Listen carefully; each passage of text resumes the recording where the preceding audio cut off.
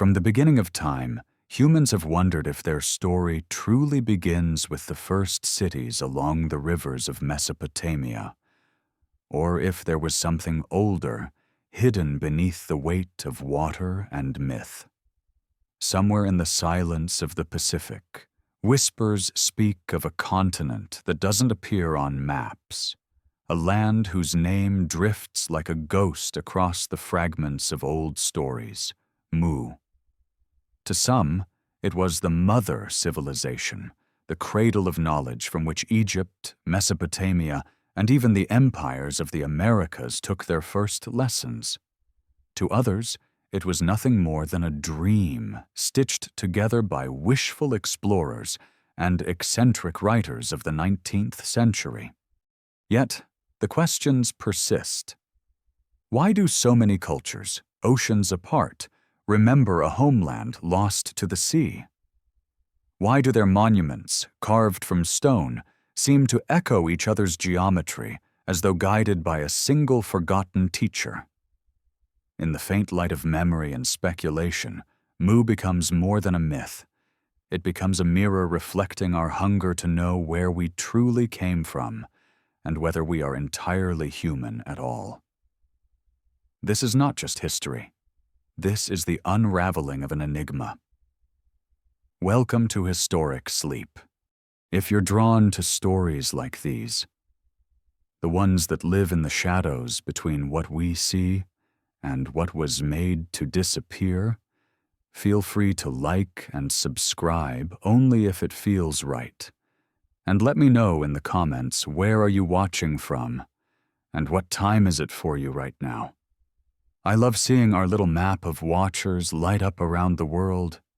The ocean stretches endlessly, a restless mirror of time, and within its depths lie stories we are not meant to forget, but somehow have misplaced.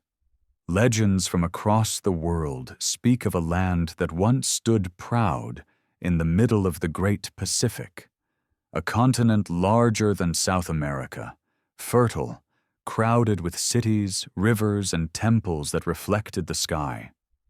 Its name is whispered as Mu, and the mystery clings to it like salt on the air. If you close your eyes, you can almost hear the hum of a forgotten city, the sound of waves against stone harbors now buried far below the surface, the voices of millions who once called it home.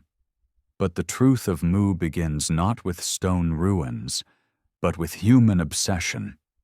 In the 19th century, when archaeology was still a young science and explorers often mixed imagination with evidence, a man named Augustus Le Plongeon walked among the ruins of Yucatán. He was convinced that these Maya temples were not isolated achievements, but echoes of something older. In his translations of inscriptions and myths, he believed he discovered references to a great ancestral land called Mu. For him, the Maya were not an isolated people. They were survivors, refugees carrying with them fragments of a civilization long drowned. His vision was radical, and to the academic world of his time, even dangerous. Most dismissed him as a dreamer who saw continents where there were none. Yet his words carried weight because they pressed against a question that has haunted humanity. Where does civilization truly begin? Was it Mesopotamia, Egypt, the Indus Valley, or somewhere even older, erased by catastrophe? Le Plongeon's whispers might have faded if not for another voice decades later. James Churchward, a British soldier turned mystic writer, claimed he had proof, and his proof was carved in stone. As he told it while stationed in India, he befriended a priest who revealed tablets written in an ancient, nearly forgotten tongue, the Naga Maya language. These tablets, burned by sun and time, spoke of Mu, the first land of man, where humanity was born. Churchward devoted his life to decoding their secrets, and in his books he described a continent that thrived for tens of thousands of years, home to 64 million people, organized into 10 tribes, but unified under one rule, one religion, one destiny. He described their cities gleaming with knowledge, their technology surpassing what was thought possible for ancient man, their presence so vast they spread colonies across the earth.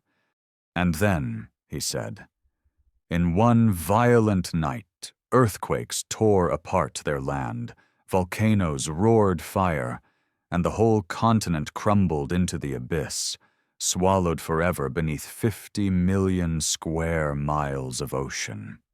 It is a story both intoxicating and terrifying. The grandeur of a mother civilization promises a golden beginning, but its sudden obliteration reminds us of how fragile every empire truly is. If Mu existed, then we live in the shadow of its ruins, inheritors of knowledge passed down like whispers through survivors who seeded new cultures in Egypt, Mesopotamia, Mesoamerica. If Mu never existed, then what explains the strange threads binding myths together? Myths of floods and lost homelands repeated by cultures separated by oceans. The Polynesians sing of islands sinking. The Greeks spoke of Atlantis. The Maya remembered cataclysms that destroyed the world before. Even in India, the Vedas echo with tales of vanished lands and sky chariots descending from above. Are these coincidences, or fragments of a shared memory, retold and reshaped until fact and myth became indistinguishable? As Churchward painted his vision, skeptics demanded proof. Where were the tablets? No one but him had seen them. Where were the ruins of this great civilization beneath the Pacific? Geological surveys reveal no sign of a continent-sized landmass lost in recent millennia. To scientists, the idea was fantasy. Continents do not sink overnight. Tectonic plates shift slowly, relentlessly, but they do not simply fall into fire. Yet, beyond the rigid logic of geology, there remains a pull, an ache in human imagination that refuses to let the story die.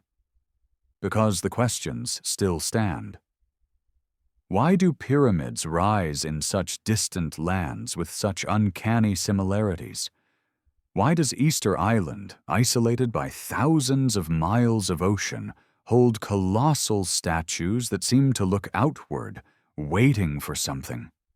Why do ancient languages, across continents, share motifs of sky gods and teachers who came from afar?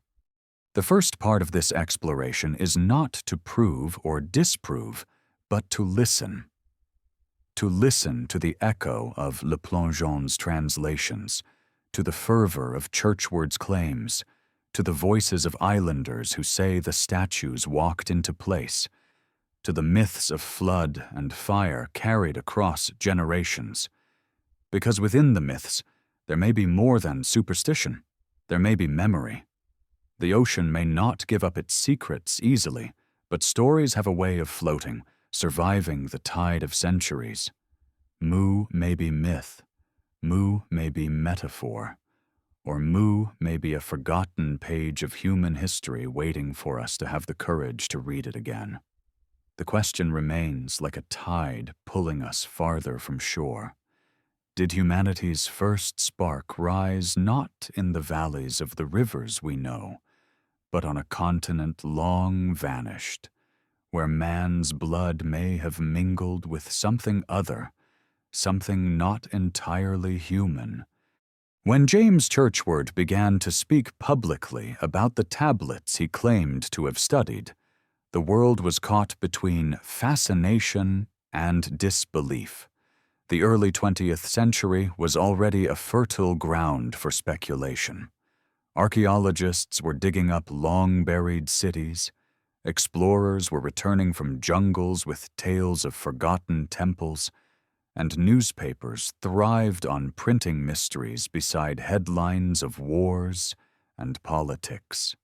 Into this atmosphere, Churchward released his grand trilogy of books, describing a lost Pacific world that he said was the true cradle of humanity. Readers did not know whether to treat it as revelation or fantasy, but many could not resist the possibility that beneath the world's oceans lay a sunken truth.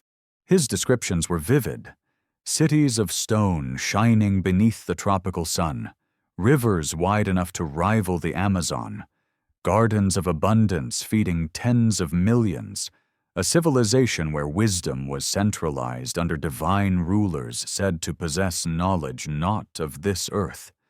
He spoke of the Naacal people, not as primitive tribes, but as advanced beings who organized their lives with harmony and structure, and who understood forces that modern science was only beginning to uncover. The story of the Naacal carried with it a haunting beauty. They were said to have written their secrets on sacred tablets, recording their understanding of creation, astronomy, and even the origins of the human soul.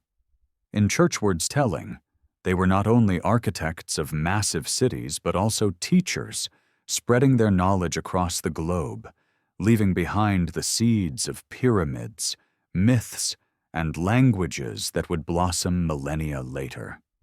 When confronted with doubts, Churchward pointed to coincidences that were difficult to ignore. How could the pyramids of Egypt and the pyramids of Mexico share such alignment with celestial bodies?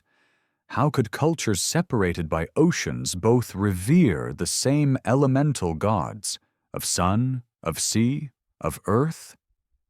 How could stories of a great flood be preserved in the Epic of Gilgamesh, in the Popol Vuh, in Polynesian chants, and even in Native American lore? To him, the answer was clear. They were fragments of Mu's legacy, scattered like embers carried by the wind after the fire of destruction. Yet beneath the romantic imagery, there lingered unsettling questions. If Mu was real, what destroyed it so completely?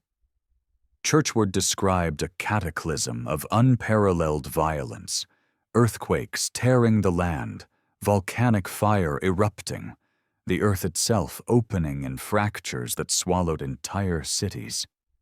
He insisted it happened in a single night, 12,000 years ago, erasing not only the land but almost every trace of its people.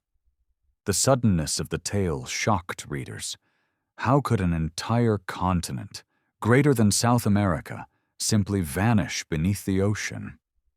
It sounded like the script of a myth, yet catastrophes of similar scale are not foreign to the geological record. Massive floods did occur when glaciers melted at the end of the Ice Age. Whole land bridges like Doggerland sank beneath the North Sea. Sunderland, once a vast tropical plain connecting much of Southeast Asia, drowned under rising waters. Perhaps, some whispered, Mu's story was not entirely impossible.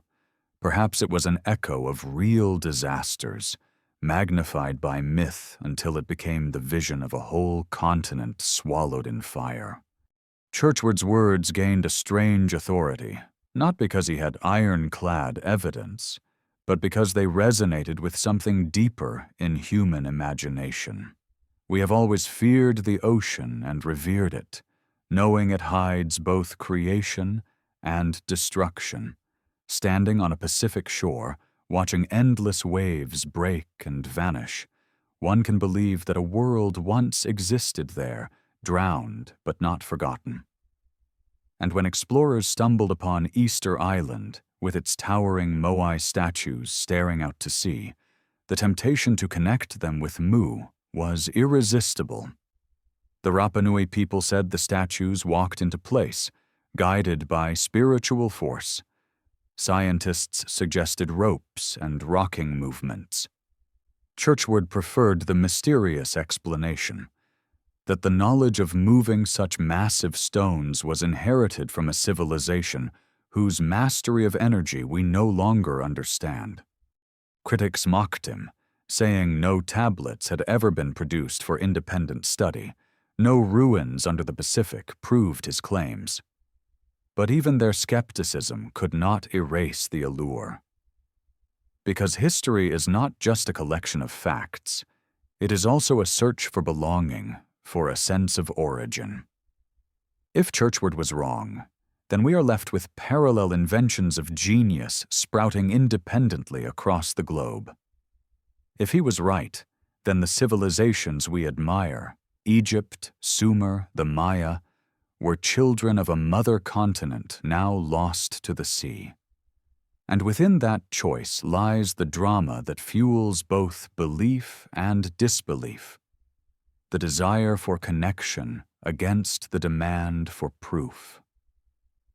Churchward lived in a world where science was rapidly redrawing maps of the past, but also where spiritualism and esoteric traditions were thriving.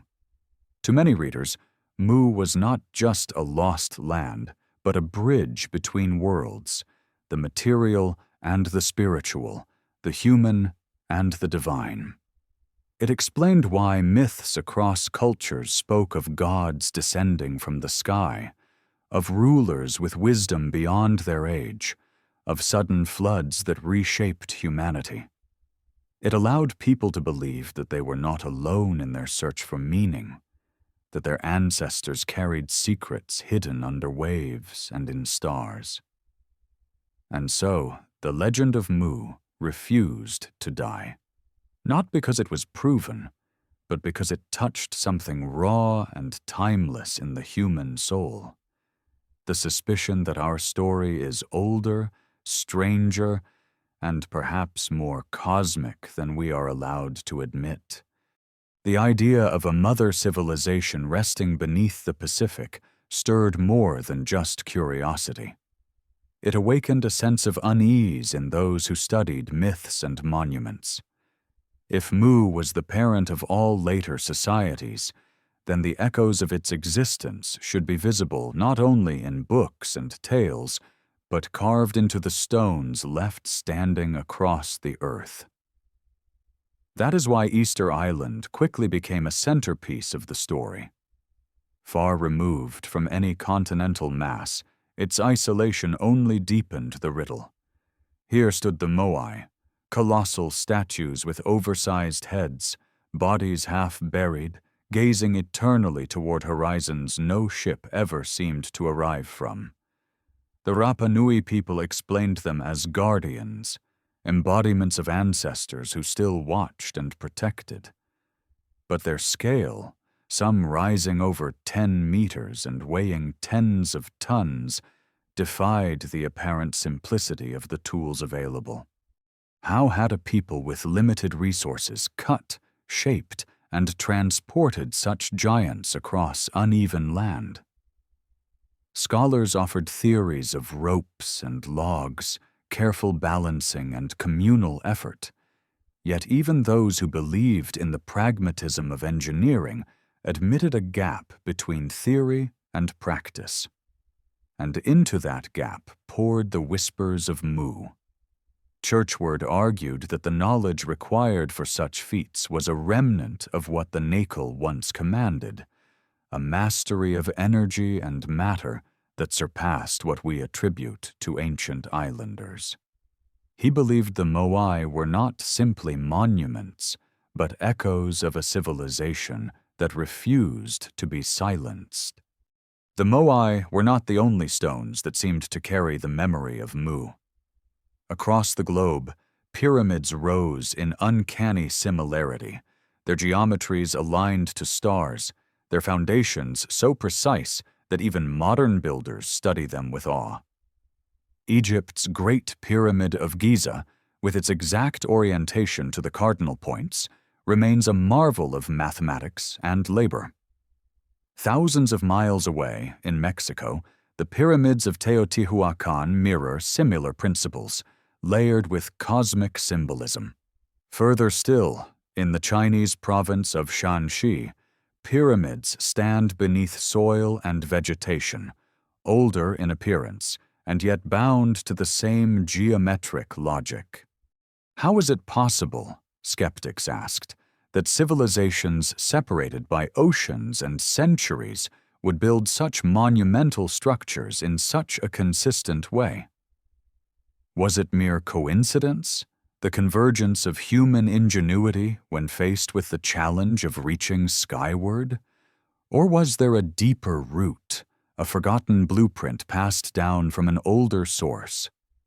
For believers in Mu, the answer was obvious.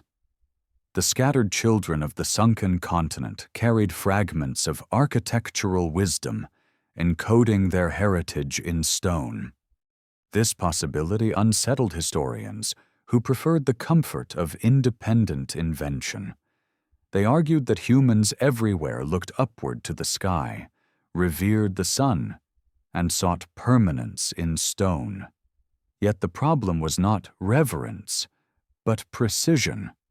The alignments, the shared mathematical ratios, the sense of design that felt too unified for cultures with no known contact. Churchward pushed further, suggesting that pyramids were not simply tombs or temples, but energy centers, hubs that channeled forces we have since forgotten. He described Mu's knowledge as a fusion of spiritual and physical sciences, where the lines between religion and technology blurred. If true, then every pyramid standing across the world was a surviving pulse of Mu's heart, a heartbeat that continued long after the body was drowned. Critics scoffed, pointing to the lack of physical evidence of Mu beneath the Pacific. But the absence of stone ruins underwater did not silence those who saw meaning in patterns. They insisted that oceans themselves were not neutral. They were erasers, swallowing coastlines, grinding monuments into sand, hiding traces beneath kilometers of depth. If the end of the Ice Age could flood entire regions, why not believe that a greater landmass, remembered as Mu, could have shared a similar fate? And so, every tale of a flood, every myth of an island sinking, became part of the puzzle. In Polynesia, chants recall lands that vanished beneath waves. In the stories of Plato, Atlantis fell in a single night of wrath from the sea. Among the Maya, cycles of destruction and renewal shaped their cosmology, each world ending in water before a new one began. To the defenders of Mu, these were not isolated inventions, but echoes of a trauma so great it imprinted itself on cultures that survived, transmitted like scar tissue across generations. It is here that the story of Mu begins to blur into something even more provocative, the possibility that the Naacal were not fully human. If their wisdom surpassed what we expect of early civilizations, perhaps it was because their origin was not entirely of this earth. Ancient astronaut theories flourished in the 20th century, and Mu became entangled with them. Could it be that the gods described in Sumerian, Mayan, and Hindu texts, the Anunnaki, the sky beings, the Vedic deities in their flying vimanas, were not metaphors but memories of contact? If so, then Mu may have been their chosen landing ground, the first place where humans and visitors intertwined. The idea carried both wonder and fear. It suggested that our bloodline is not pure, that the story of humanity is part cosmic experiment, part earthly evolution. To some, this was liberation, proof that we are not alone, that greatness is woven into us from beyond. To others, it was a nightmare, that our very origins may have been shaped by forces we neither invited nor understood. Whether myth or history, the story of Mu thrives because it doesn't give easy answers. It lingers in the statues, staring across empty seas, in pyramids rising against stars, in chants of floods and lost homelands. It challenges us to decide whether these are coincidences strung together by imagination or evidence of a truth too vast and too unsettling for science to embrace. And as we move deeper into the tale, we carry with us a tension between the desire to believe in a golden beginning and the need to trust in hard evidence, between myth as dream and myth as memory. Somewhere between those two lies the enigma of Mu, waiting like a shadow beneath the waves, daring us to remember what we may have once been.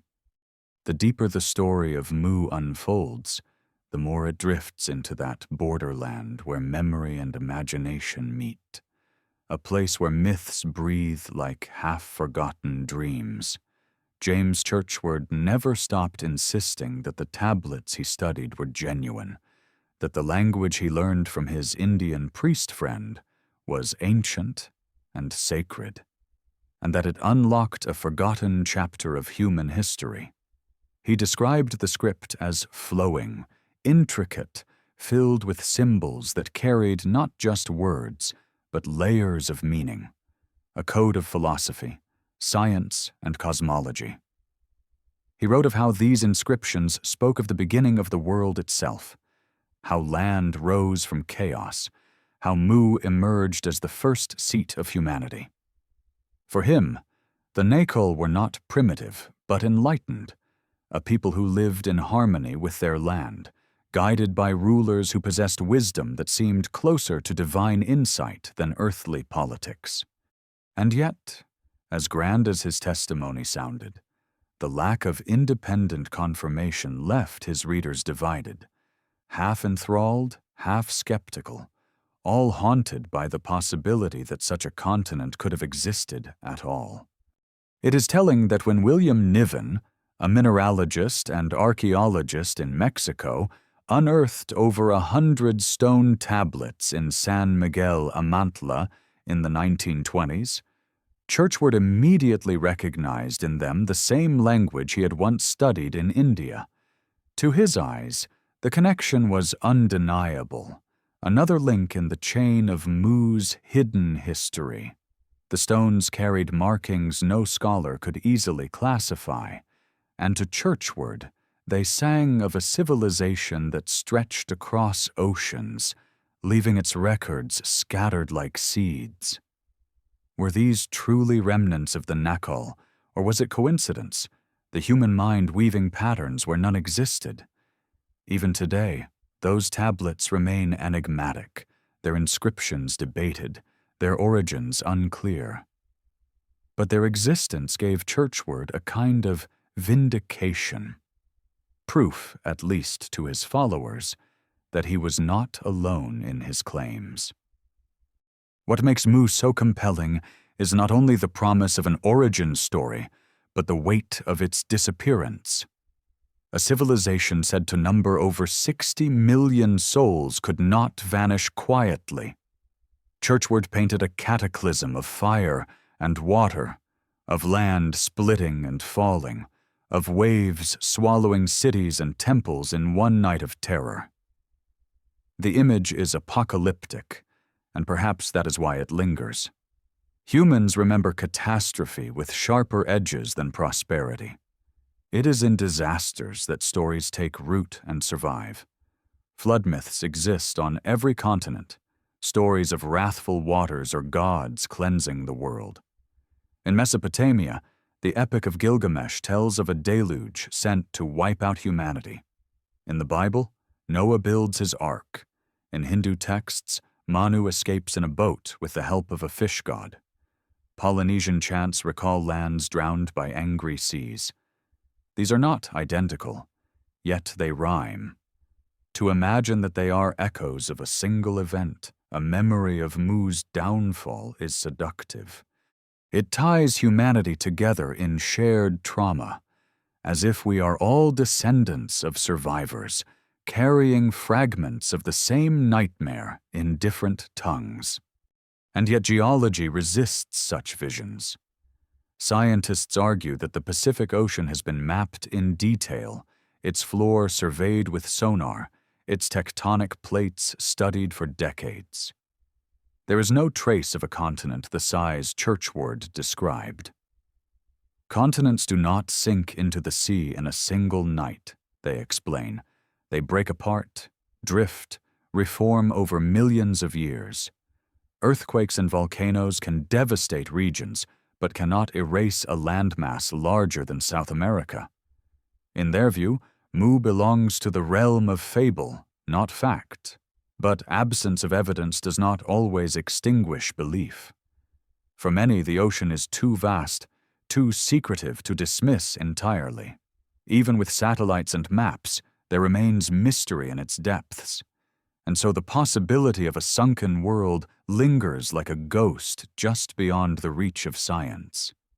The legend of Mu grew not because it was proven, but because it resonated with what people already suspected: that history is incomplete, that civilizations rise and fall and leave behind only fragments, that humanity's past is stranger than textbooks allow. Churchward's books became cult classics, fueling the imaginations of seekers, writers, and dreamers. To read them was to be invited into an alternate history, one where human beings were not simply the products of slow evolution and chance, but heirs to a deliberate inheritance from a motherland now lost. Some found comfort in that idea. It made the world feel connected, purposeful, alive with mystery. Others found it dangerous, a distraction from real evidence, a myth too easily twisted into ideology. Still, the story refused to vanish, just as stubborn as the statues staring across the sea, just as immovable as the pyramids aligned with stars. Perhaps the greatest power of Mu lies in its ambiguity. It cannot be proven, yet it cannot be erased from imagination. It lives in the tension between stone and story, between ocean and myth. To walk among the ruins of Teotihuacan or gaze up at the Great Pyramid is to feel the weight of questions unanswered. To stand on the cliffs of Easter Island is to sense the presence of something older than explanation. The human mind, confronted with such mysteries, longs for patterns, for origins, for stories that stretch across continents. Mu provides exactly that. A thread connecting the disconnected, a unifying myth of beginnings, loss, and survival. It is not just about a sunken land, but about the hunger to know ourselves, to believe that our ancestors were more than wanderers and farmers, that they carried secrets of the cosmos in stone and song. As the 20th century moved forward, Mu became entangled with even larger ideas. Writers linked it with Atlantis, with Lemuria, with theosophical visions of root races and cosmic cycles. For some, it was not just the origin of humanity, but of spirituality itself, a place where humans and divine beings walked side by side. To others, it was a warning that civilizations, no matter how advanced, are vulnerable to collapse, that arrogance before nature leads to ruin. In either vision, Mu served as a mirror, showing us what we hope for and what we fear. A paradise lost, a lesson forgotten, a dream that might never have been but refuses to let go.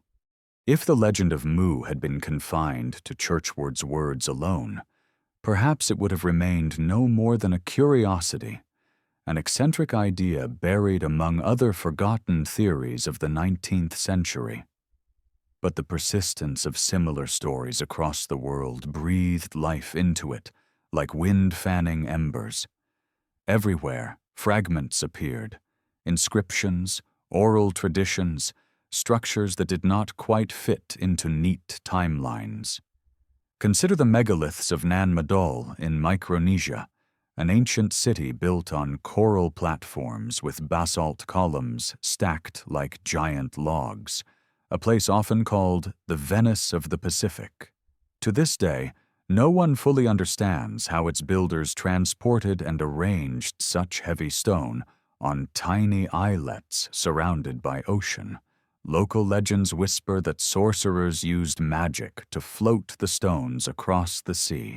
To the eye of a believer, Nan Madol could easily be another surviving echo of Mu, a fragment spared by catastrophe, still clinging to the surface like the tip of an iceberg. Even further afield, the Andes hold their own enigmas. At Tiwanaku in Bolivia, stone blocks weighing hundreds of tons fit together with impossible precision, their angles cut as if by machines. Puma Punku, with its H-shaped stones and interlocking patterns, has long puzzled researchers. Archaeologists assign them to cultures that thrived thousands of years ago, but alternative thinkers ask whether such feats were possible without inherited knowledge from an earlier source. Was Mu the invisible ancestor behind these achievements, the silent architect whose fingerprints lie in granite and basalt? Each new site discovered seemed to widen the canvas on which the myth could be painted, and with each stone raised, the allure of a lost mother civilization deepened. Yet perhaps the most haunting element of Mu's story is not in stones, but in blood. Churchward hinted that the Naacal were not simply human, that their superiority came from something more than ingenuity. He spoke of divine rulers, beings whose wisdom extended beyond what primitive tribes could imagine. This suggestion opened the door for even bolder theories, that Mu was the meeting ground of humans and entities, not of this earth. The ancient astronaut hypothesis slid easily into place. If extraterrestrials once visited, would they not have chosen a vast, fertile continent as their base? Was Mu the cradle not just of civilization, but of hybrid humanity, a laboratory where sky gods and early man intertwined?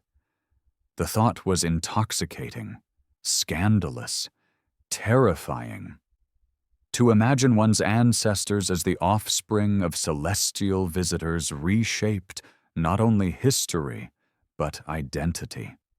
Ancient texts seemed to lend weight, if one read them with such a lens. The Sumerians wrote of the Anunnaki descending from the heavens to shape mankind.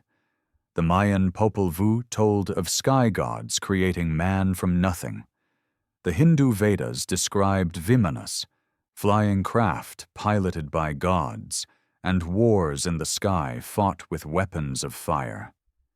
These could be myths, metaphors for natural phenomena, or they could be distorted memories of real encounters with advanced beings. If the latter, then Mu could easily have been the first theater of such contact, the place where the blueprint of humanity was altered.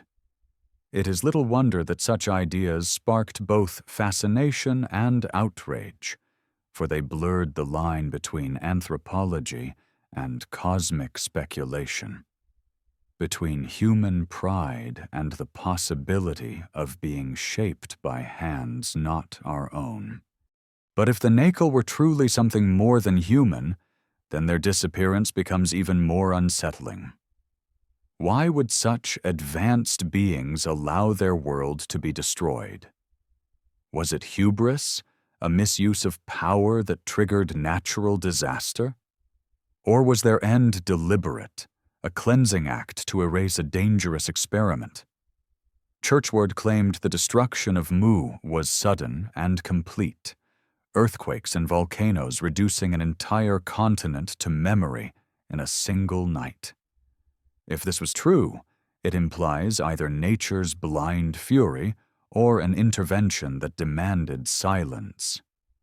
Either way, the survivors, if there were any, carried fragments of Mu's knowledge into the wider world, planting seeds that would later blossom into Egypt's dynasties, Mesoamerica's temples, Asia's pyramids. The rest, perhaps, was swallowed whole, buried under leagues of salt water, left for us to reconstruct from myths and mysteries.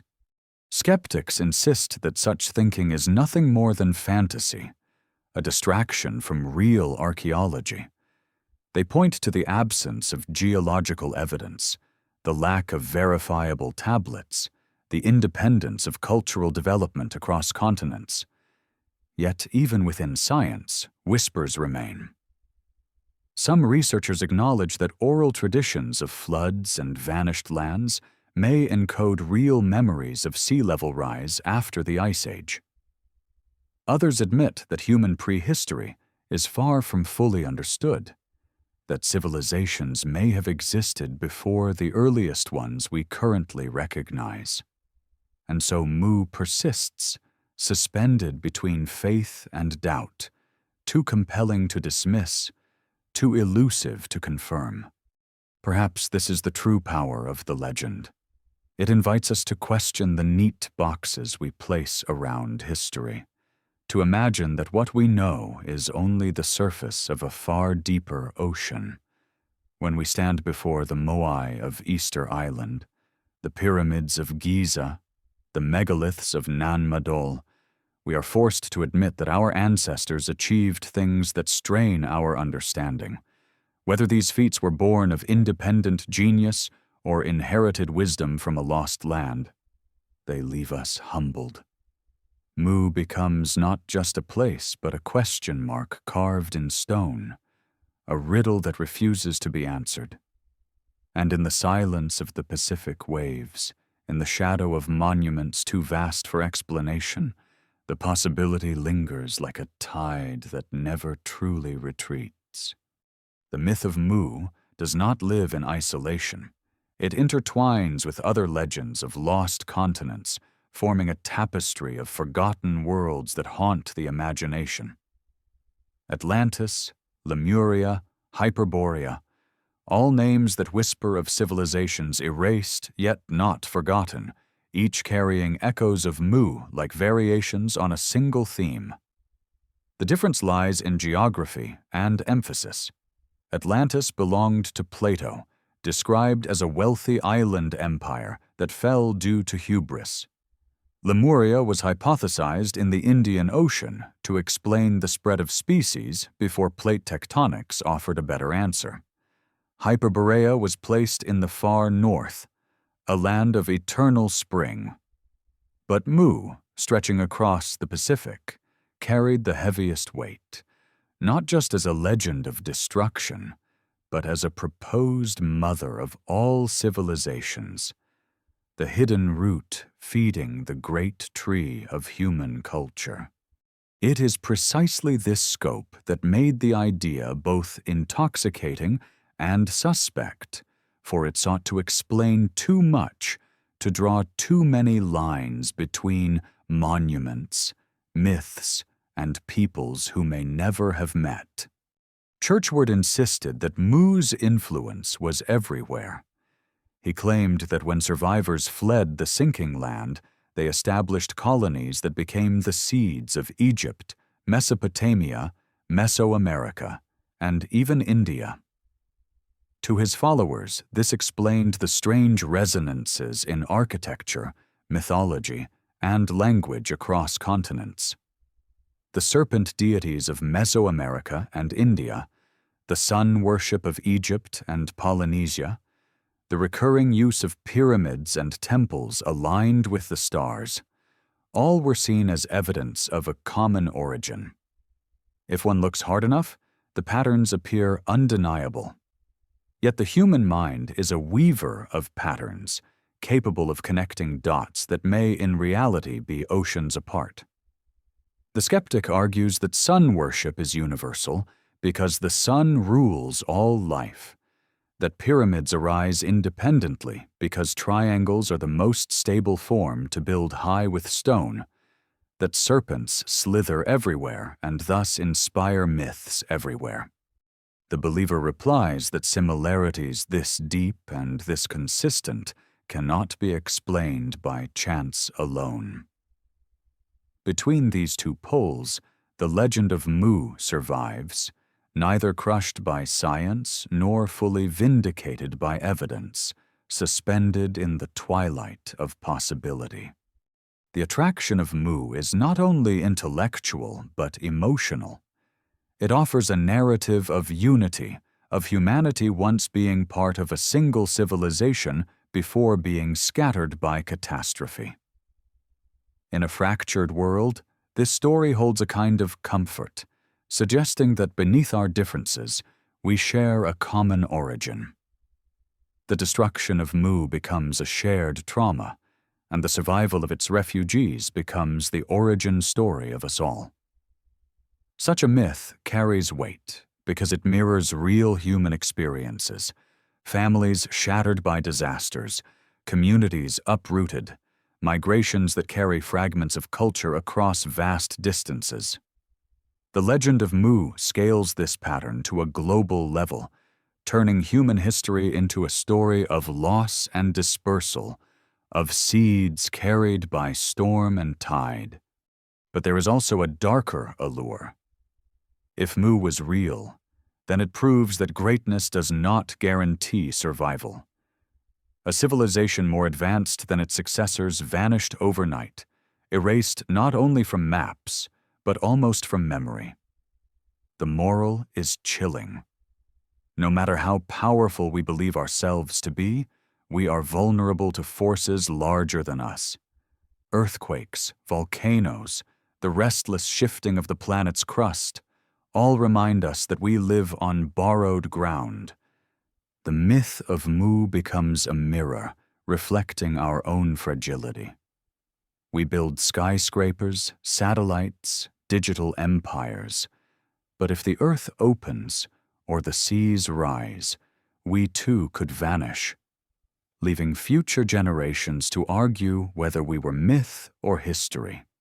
Modern science may scoff, but it cannot fully erase the possibility that myths preserve echoes of real events. Archaeologists acknowledge that oral traditions often carry kernels of truth, distorted yet enduring. The Aboriginal stories of Australia, for example, remember coastlines that vanished under rising seas thousands of years ago, details now confirmed by geology. The Inuit recount the movement of glaciers and the arrival of new animals in ways that match paleoclimate data. If such accuracy can survive in myth, then why not the memory of a great land drowned by disaster? Perhaps Mu was not a continent, but a series of islands now underwater, perhaps not the size of South America, but large enough to feel like a world to those who lived there. Legends exaggerate, but they rarely invent without a seed. In the end, Mu hovers like a horizon that recedes as we approach. Every new discovery of an ancient city, every unexplained monument, every myth of a flood tempts us to pull the pieces together into a larger story. We may never prove it, but perhaps proof is not the point. Mu thrives because it embodies the mystery of human origins, because it refuses closure, because it keeps us questioning what came before. To dismiss it entirely is to ignore the hunger that drives all exploration, the hunger to know where we began, to connect our scattered histories, to believe that even in the silence of the ocean, there are still secrets waiting. Mu is less a place than a question, less a fact than a challenge, and that challenge echoes across time like the surf against a shore that may no longer exist. The story of Mu becomes most vivid when we imagine its people, the Naacal, not as abstract names on a tablet, but as living beings moving through their world. Churchward described them as wise and orderly, governed by divine rulers. Yet what did this truly mean? Were they farmers tending fields of tropical abundance, priests inscribing tablets in sacred chambers, builders raising vast stone monuments aligned to stars? Or were they something altogether stranger, a hybrid of flesh and myth whose presence still lingers in the echoes of ancient cultures? When explorers heard Polynesian chants about lands lost beneath waves, they sometimes wondered if the singers were remembering not just islands, but ancestors who came from farther still, strangers who arrived with knowledge too great for a first encounter. The Naacal, in Churchward's account, possessed astronomy, architecture, language systems complex enough to survive millennia. If such a people existed, their daily life must have carried a sense of purpose beyond mere survival, as though they knew themselves to be stewards of wisdom too large to belong to a single generation. To imagine Mu is to reconstruct a civilization from whispers. Picture a continent spread wide across the Pacific, rivers gleaming in the sun, plains rich with crops, mountains rising like guardians at the horizon. In its cities, people gather at temples built of stone and clay, their walls painted with colors drawn from earth and sea, depicting not just gods, but patterns of stars, the cycles of the moon, the flood and fire that shape existence. Music drifts in the air, not recorded but remembered in the rhythm of rituals, chants that may later be echoed in distant lands by cultures who only half recall their source. The Naacal live not in fear of nature, but in dialogue with it, believing themselves to be children of both earth and sky, their rulers guiding them with a wisdom that seems to blend human governance with cosmic instruction. If such an image feels idealized, that is because it has been filtered through the longing of later centuries, through the eyes of men like Churchward, who wanted to believe that humanity's beginning was noble, even divine. Yet this nobility does not erase the shadow of catastrophe. The more advanced and harmonious Mu is imagined to be, the more devastating its fall becomes. One can picture families fleeing as the ground splits beneath their homes, priests clutching tablets as temples shudder and collapse, the sea rushing in like a predator. Survivors scatter across the waters, some reaching islands, others continents, carrying fragments of memory. When their descendants tell stories, they recall the disaster as divine punishment or cosmic cycle, shaping myths of floods, of gods angered, of worlds ending and beginning again. This is how Mu may have dissolved into the mythic record, not as a single remembered place, but as many myths of destruction spread across the globe. Each culture retold the trauma in its own language, and when those fragments are reassembled by modern seekers, they appear to point back to the same source. But who were the rulers of Mu, the so-called divine beings? Churchward described them as wiser than ordinary men, their knowledge deep enough to cross the boundary between science and spirituality. Some readers interpreted this as metaphor, others as literal, suggesting that these rulers may have been visitors from beyond. The ancient astronaut theory fits neatly here.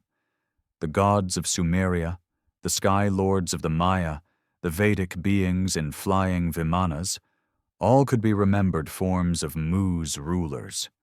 If true, then Mu was not simply humanity's motherland, but the stage where humanity was shaped, perhaps altered, perhaps uplifted, or perhaps manipulated. This possibility divides believers. Some see it as glorious, proof that we are part of a cosmic family. Others see it as dark, suggesting we are products of an experiment abandoned when the land was destroyed. Either way, the question forces us to rethink what it means to be human, whether our origins are purely of this earth or tied to something greater. Skeptics, of course, dismiss such visions as fantasy. They argue that there is no genetic evidence of hybrid ancestry, that human DNA traces a clear path through Africa, migration, and adaptation. Yet even within science, anomalies remain. Fragments of DNA whose sources are debated, sudden leaps in human development not easily explained. To those seeking Mu, these gaps are doors left ajar, hints that the official story is not complete. And so, even in the face of rational critique, the Naacal live on, their presence imagined in every unexplained monument, every myth of gods teaching mankind, every whisper of a land swallowed by the sea. In this way, Mu becomes less about geography and more about identity. It is not only a question of where we came from, but of who we are. Are we the children of chance, evolved through struggle and adaptation? Or are we heirs to a forgotten inheritance, the last flickers of a flame that once burned bright across the Pacific? The answer may never be known, but the asking reshapes the way we see ourselves. Mu invites us to look at history not as a straight line, but as a broken circle, fragments scattered and waiting to be pieced together. And perhaps that is why the story persists. Not because it can be proven, but because it touches the root of human longing. To belong, to understand, to remember what has been lost. What unsettles us most about Mu is not just the question of whether it existed, but the silence that surrounds it. The Pacific Ocean, vast and inscrutable, guards its secrets with an unbroken horizon. Beneath its waves lie trenches deeper than mountains, are tall, volcanic ridges that stretch like scars across the seafloor, and plains of darkness that no sunlight has ever touched.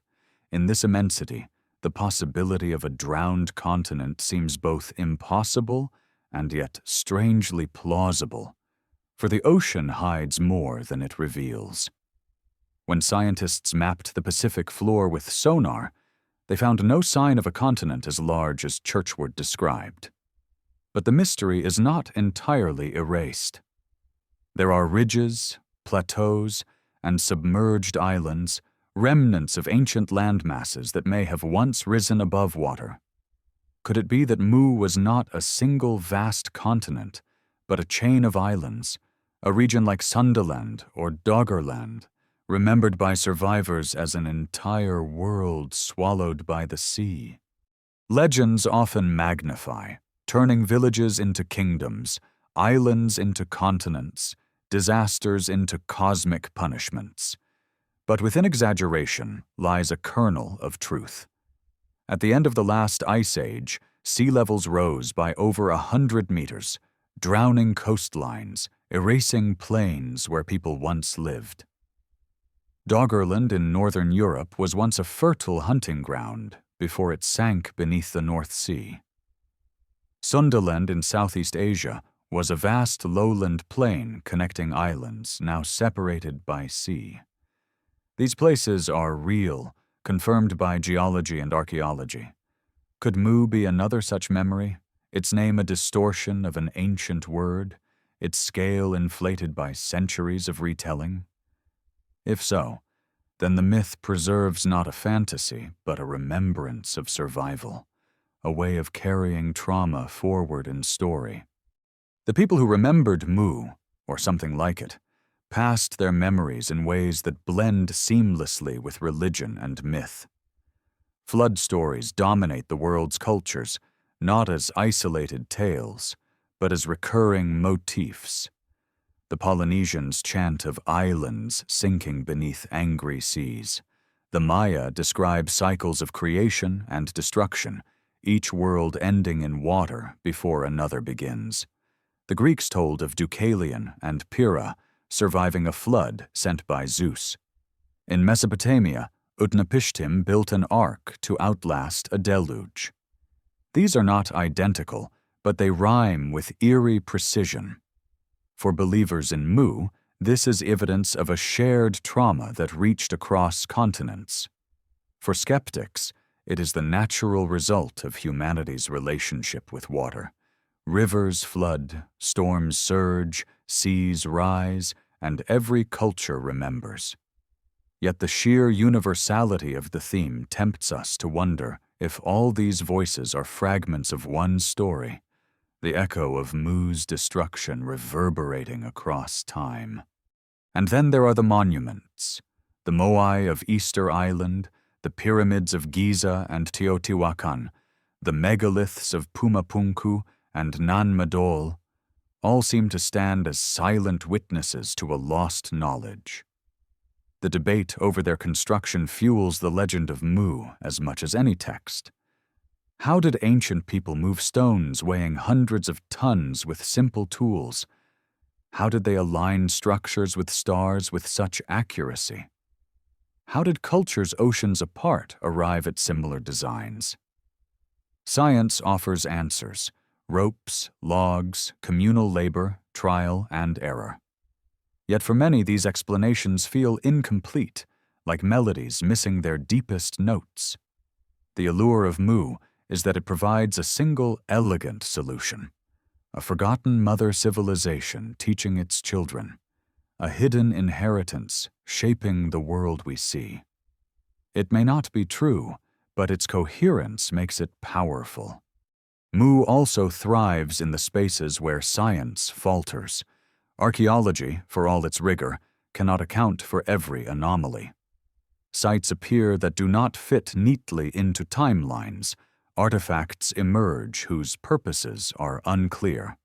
Mainstream scholars may dismiss them as curiosities, but to those seeking Mu, they are breadcrumbs on a trail. Even the mysteries of human development, sudden leaps in cognition, unexplained bursts of creativity, become woven into the narrative. Perhaps, they suggest, these were not accidents of evolution, but the gifts of an older civilization, or even of beings not entirely human.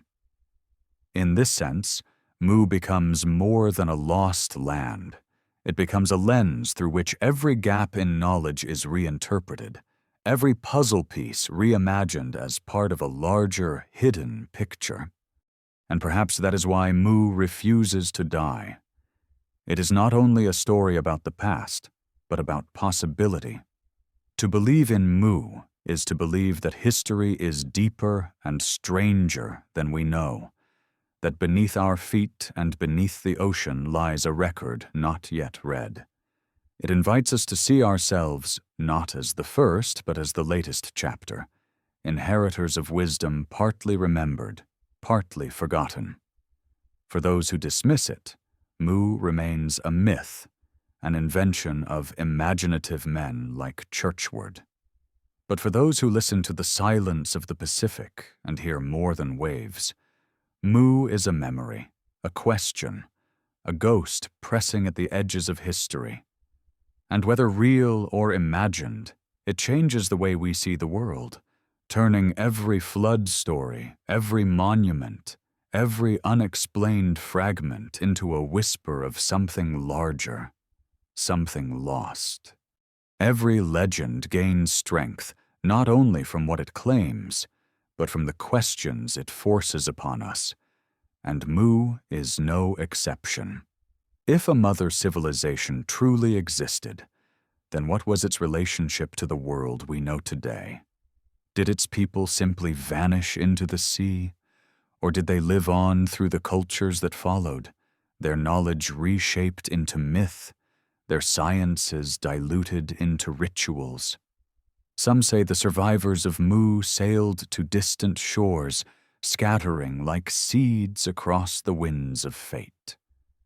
One branch, they claim, reached the Americas, carrying with them the seeds of pyramid building that would later blossom in Teotihuacan and the temples of the Maya. Another fled westward, planting roots in the Nile Valley, where echoes of their memory became the grandeur of ancient Egypt. Others still may have reached the shores of Asia, their traditions absorbed into the mythologies of India and China. If true, then Mu was not simply destroyed, but transformed, reborn as fragments embedded in cultures that forgot their source, yet preserved its patterns in stone. This scattering, however, raises a troubling thought. If Mu's people were as advanced as described, why did they not preserve more of their legacy? Why is their knowledge only visible in hints and half-remembered myths? Perhaps the catastrophe was too sudden, too absolute, leaving survivors clinging only to their lives and carrying little more than stories. Or perhaps their knowledge was never meant to survive intact. Some traditions speak of wisdom guarded, hidden, reserved for the worthy. The idea of secret teachings passed through chosen lineages haunts esoteric traditions worldwide. Could it be that fragments of Mu's wisdom survive even now, not in monuments or myths, but in coded texts, in rituals, in symbols whose meaning has been lost to all but a few? If so, then Mu has not entirely vanished. It lies hidden in plain sight, waiting for those who know how to look. The possibility of hidden wisdom draws us into the realm of the mystical, where Mu intertwines with other esoteric traditions.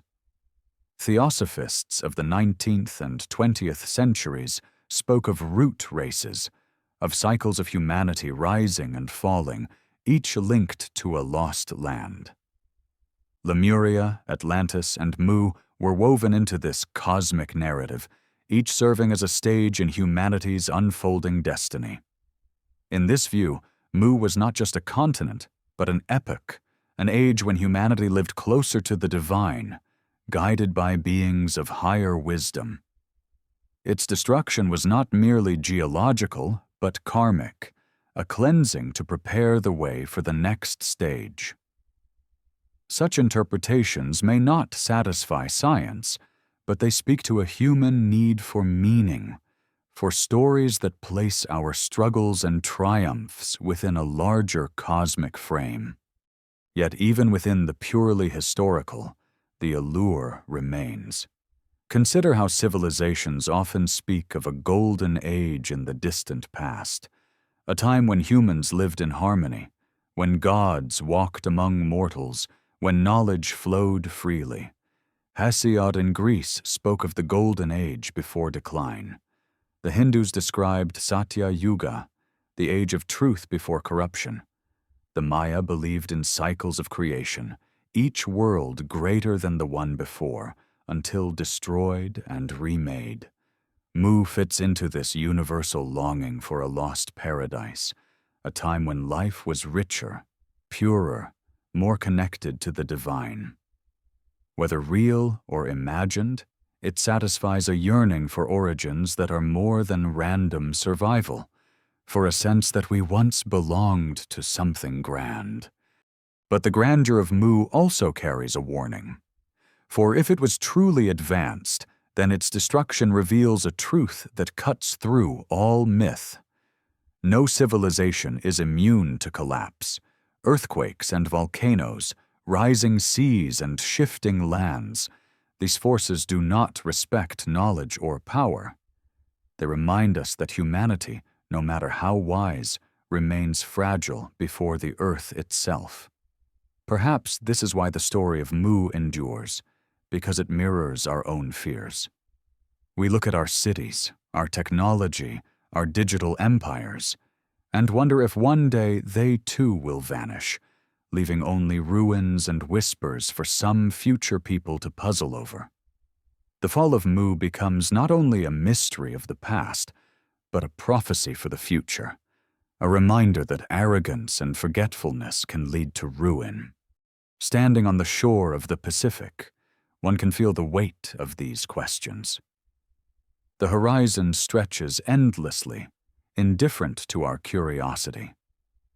Somewhere beyond sight, tectonic plates grind against each other, waves crash against unseen cliffs, and the silence of the deep remains unbroken. It is in this silence that Mu lives, not as a proven fact, but as a haunting possibility. Perhaps that is why it lingers so powerfully, because the ocean itself seems capable of hiding such a secret, because the vastness of the sea allows us to believe that entire worlds can vanish and leave no trace.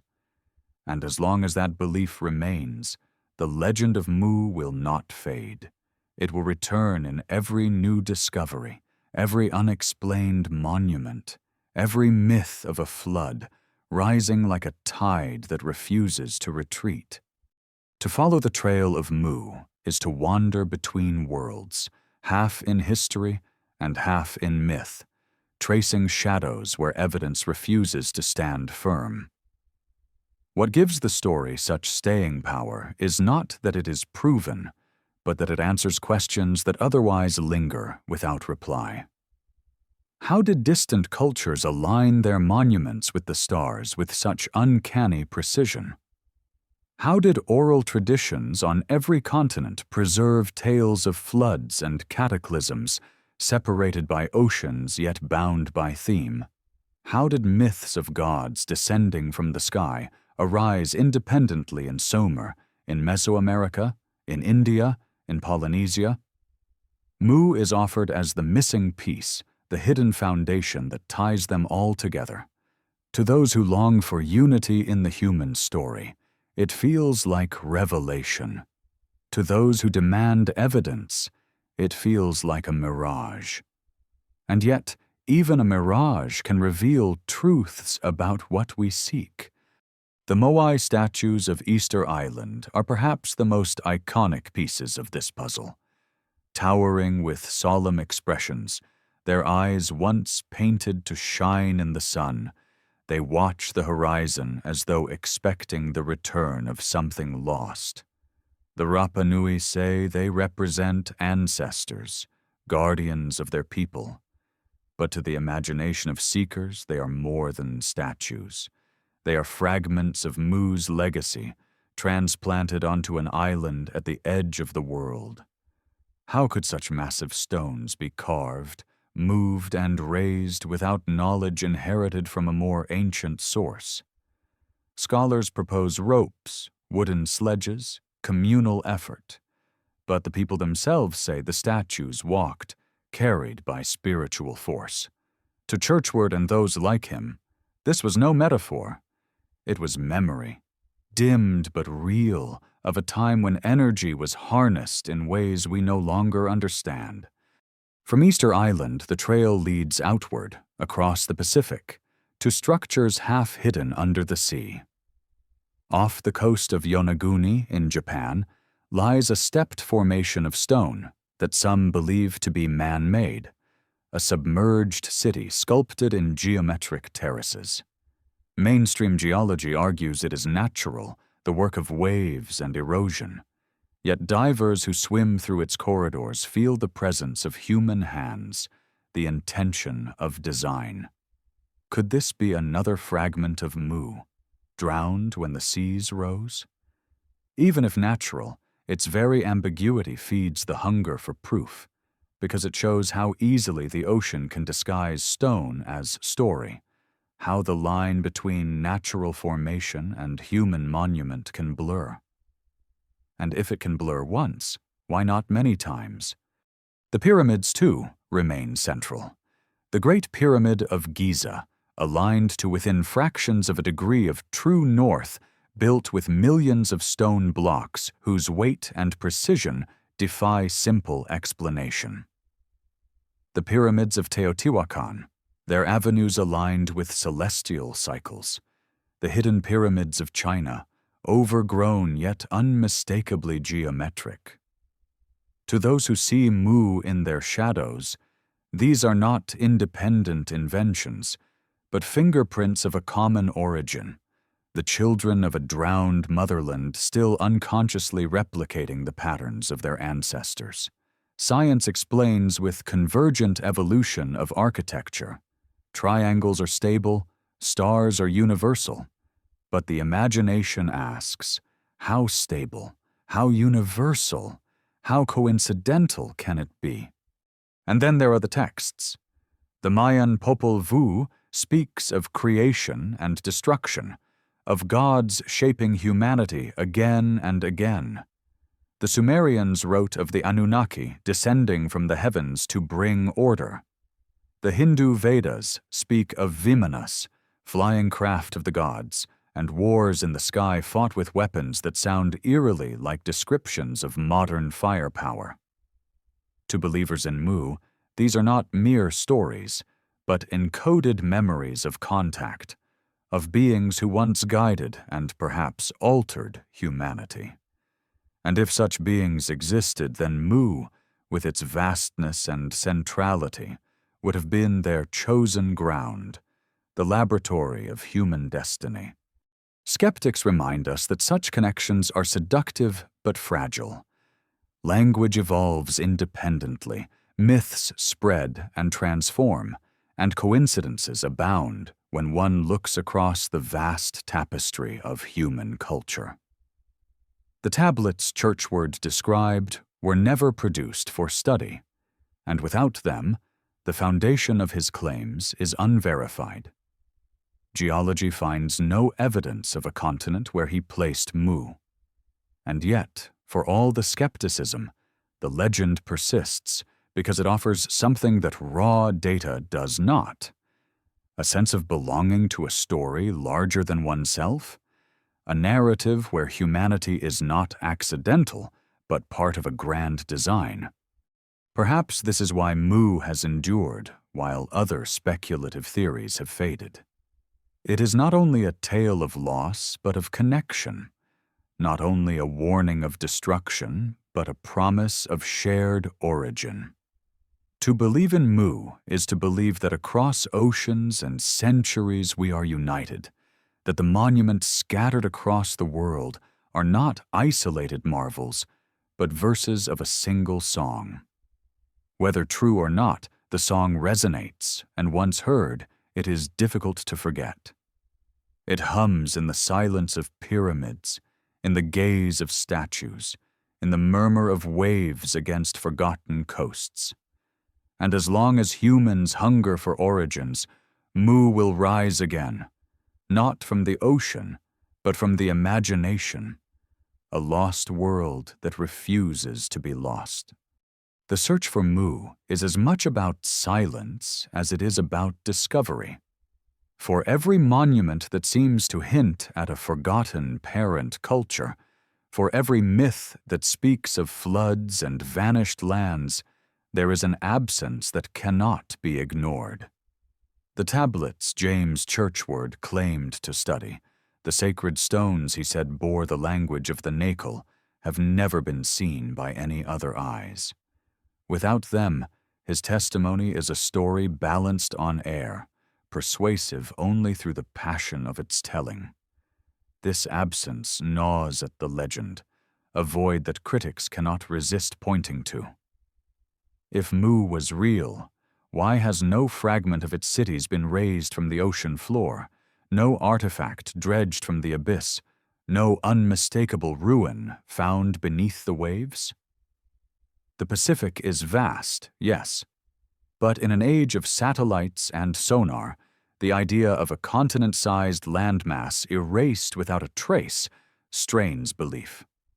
This tension between presence and absence, between suggestive myth and missing evidence, is what keeps the legend alive. It is both alluring and frustrating, always just beyond reach. Yet perhaps absence itself has become a kind of evidence. Legends are rarely preserved so widely without reason, skeptics argue, and still the sheer universality of flood myths and sunken lands suggests something larger than coincidence.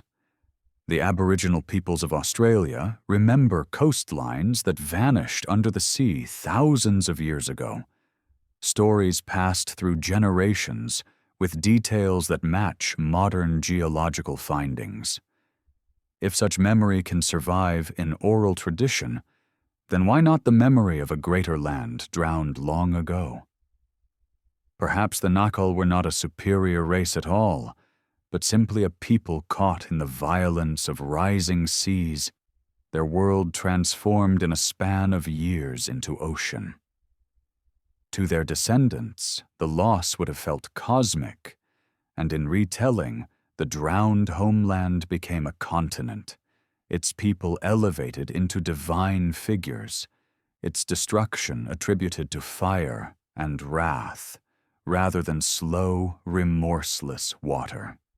Churchward's own writings blur the line between historical claim and mythic narrative. He spoke of rulers with wisdom too deep for ordinary men, of energy harnessed in ways beyond modern comprehension, of colonies scattered across the earth that carried the essence of Mu into every corner of the globe.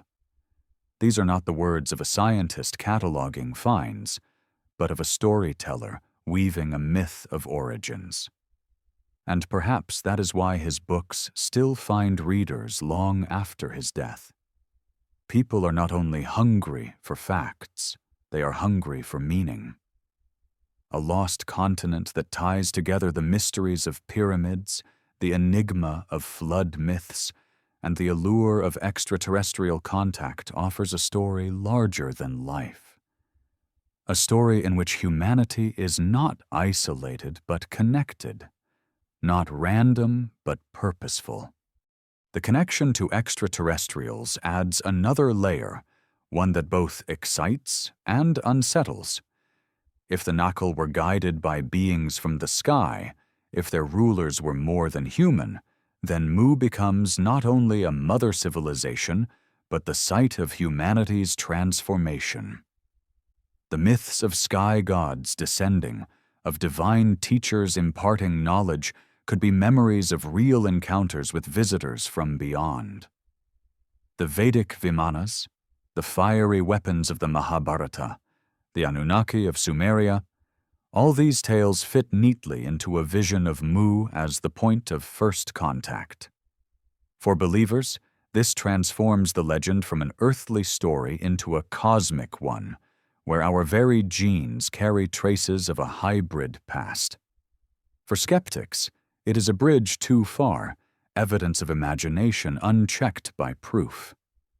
But even skeptics must acknowledge the persistence of such stories, repeated across time and culture, as though humanity cannot forget a trauma or a gift that shaped its beginning.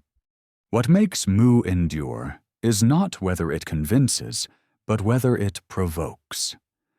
To consider Mu is to question the boundaries of science and myth, to ask whether knowledge once existed that has since been lost, to imagine a world where human history is not a straight line, but a circle of rises and falls.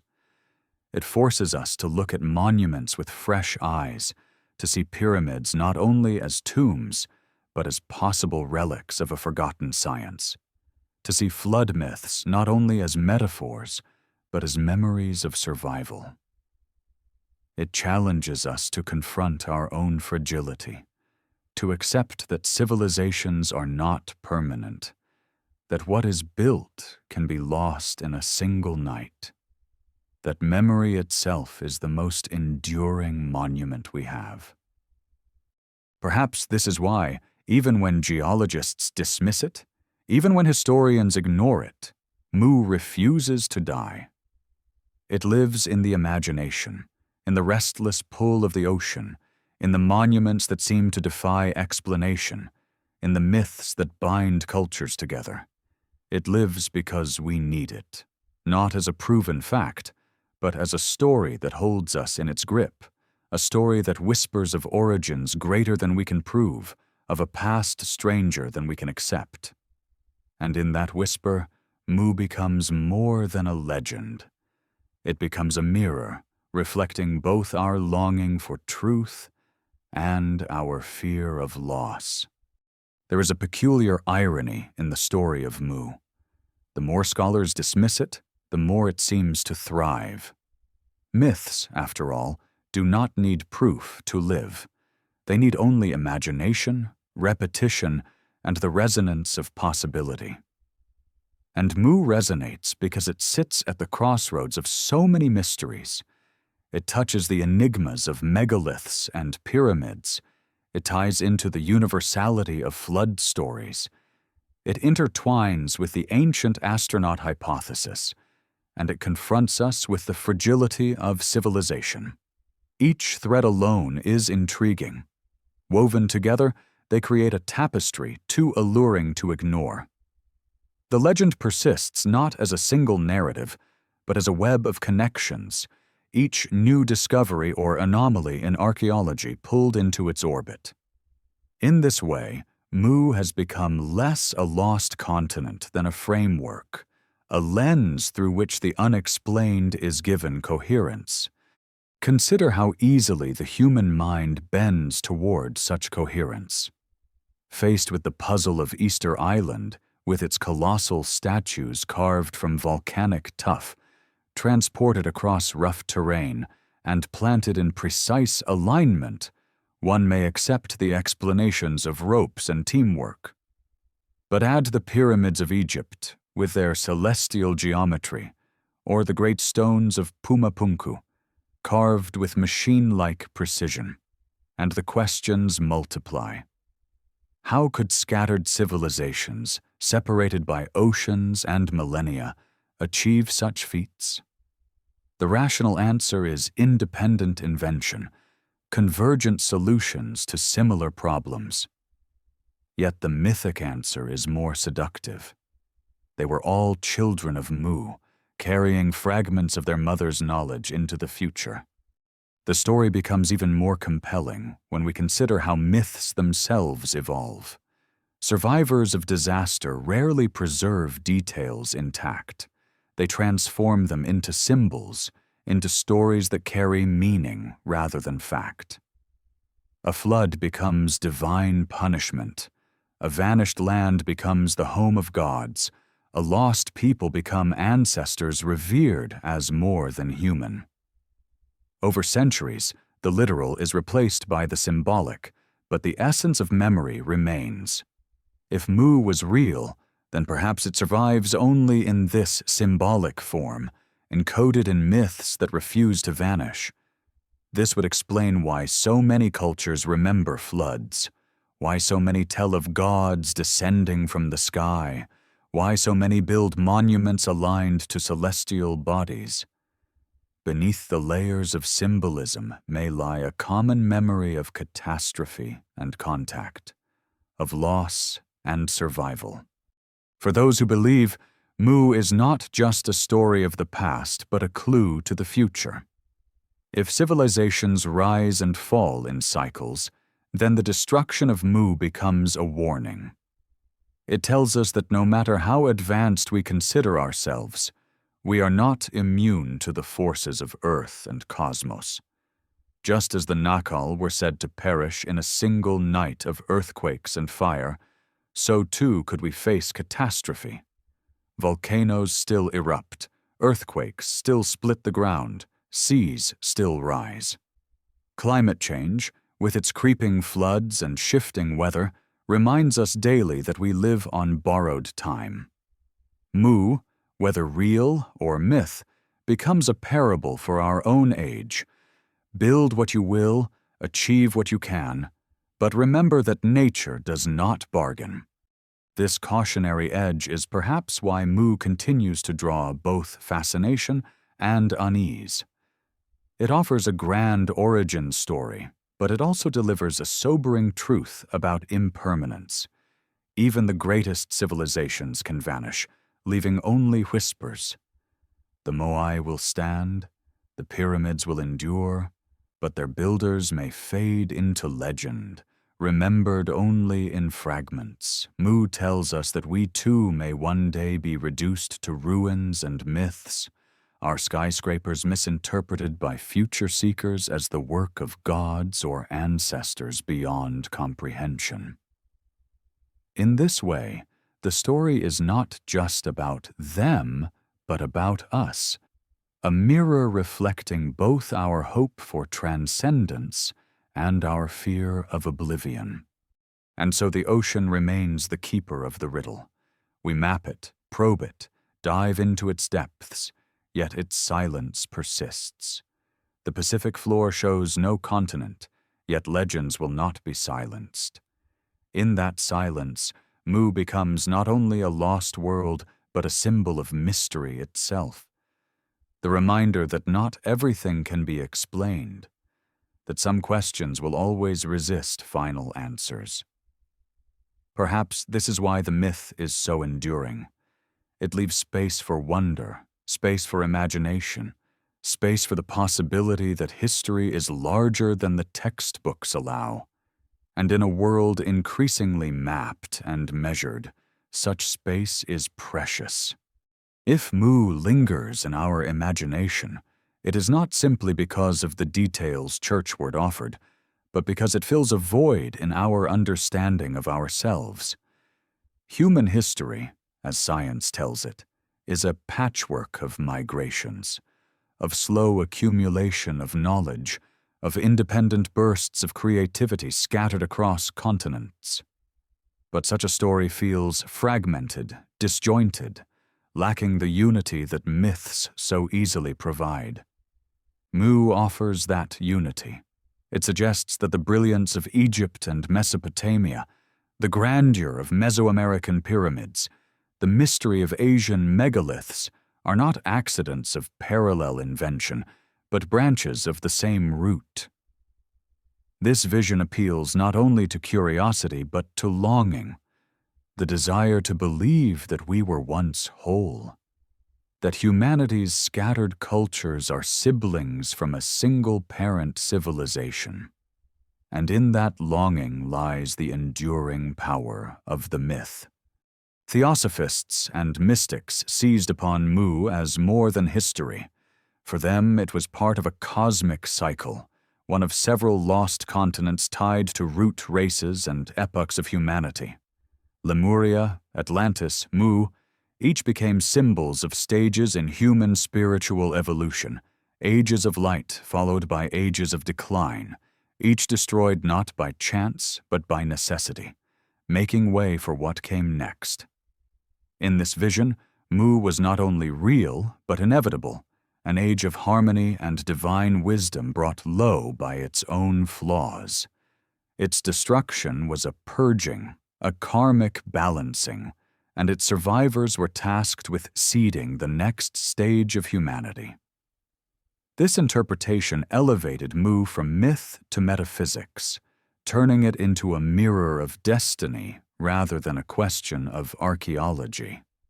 And though scientists scoffed, the idea resonated, for it cast human history as purposeful rather than random, part of a story written across time itself. But for others, Mu remains tangible, tied not to cycles of karma, but to the hard questions of archaeology.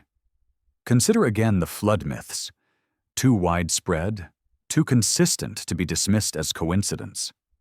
Consider the monuments, too similar, too aligned to the stars, too precise to be explained away as mere accident.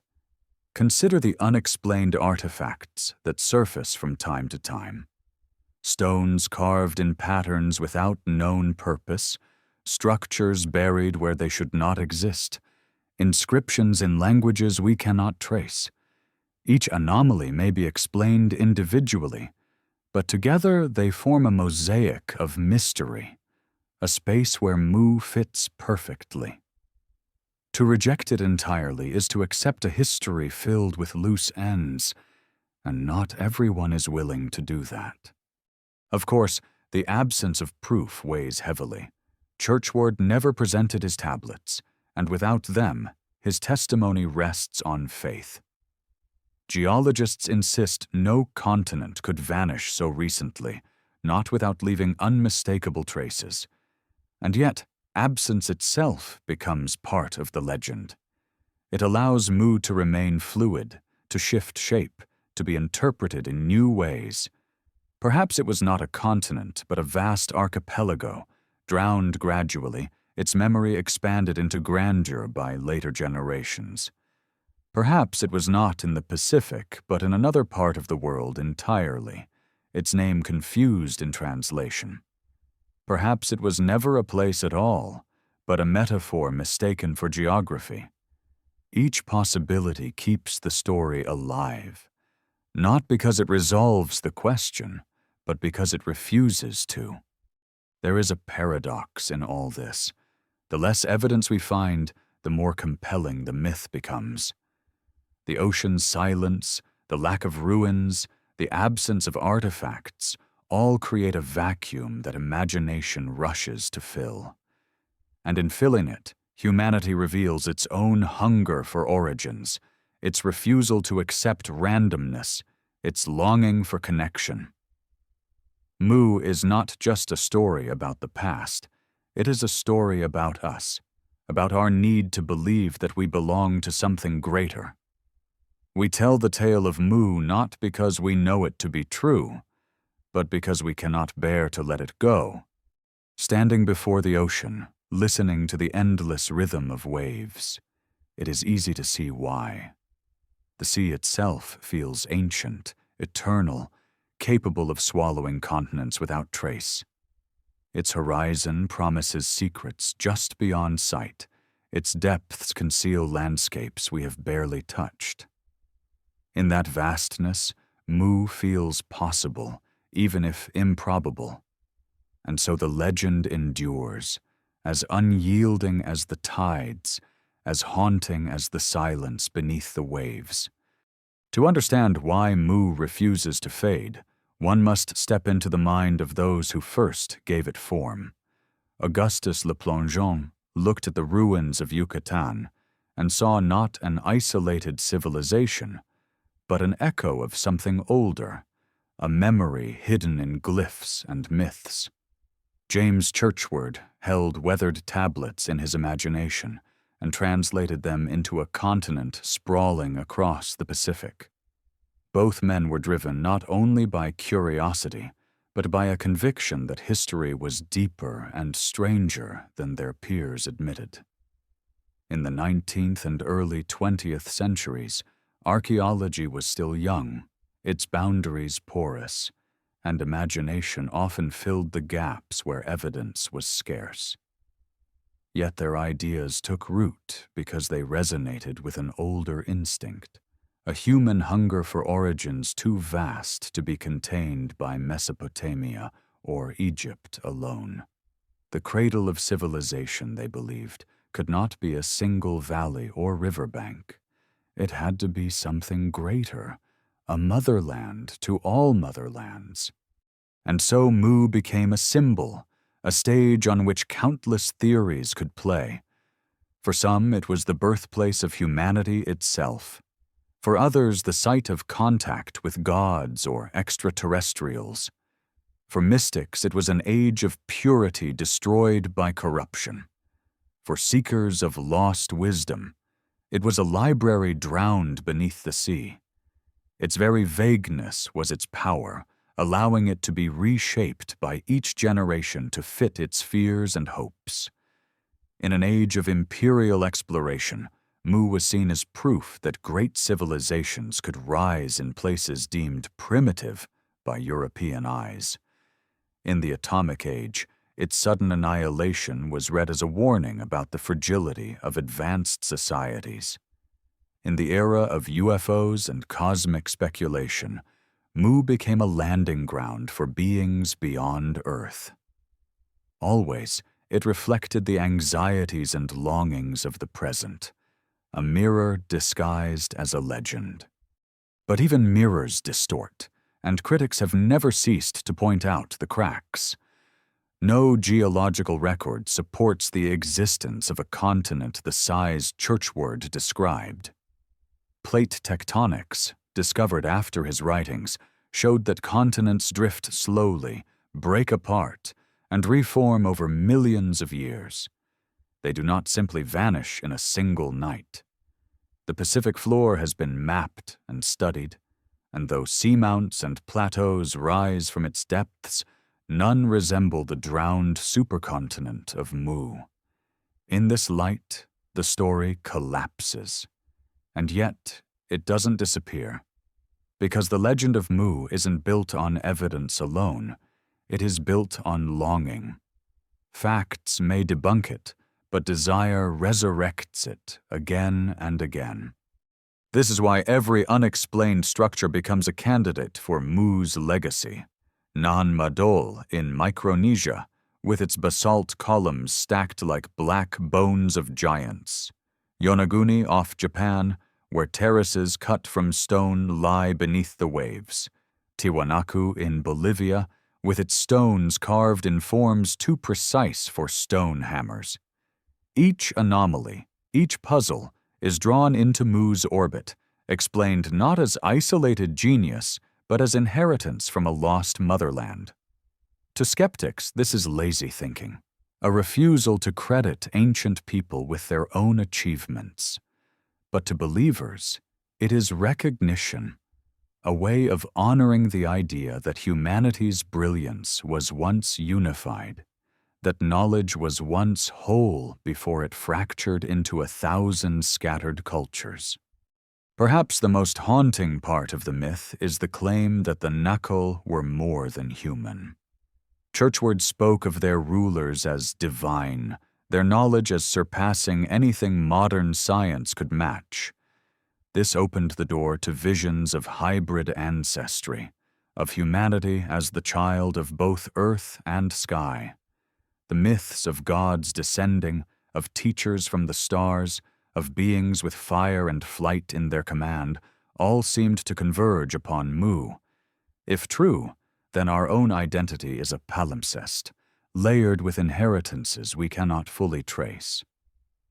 To think of ourselves as children of Mu is to imagine that our story began not only with survival and struggle, but with contact, with transformation, with mysteries buried too deep for science to exhume. And so Mu endures not as history, but as possibility. It asks questions that evidence cannot yet answer. It haunts the edges of archaeology, the margins of myth, the silence of the ocean. It is invoked whenever ruins rise that should not exist, whenever myths converge too neatly, whenever we feel the need to believe that we are part of something older and larger. Perhaps the truth will never be known. Perhaps Mu was never real, or perhaps it was real in a form far smaller, far less grand than legend allows. Yet its shadow stretches across our imagination like the ocean horizon. Endless, unreachable, eternal.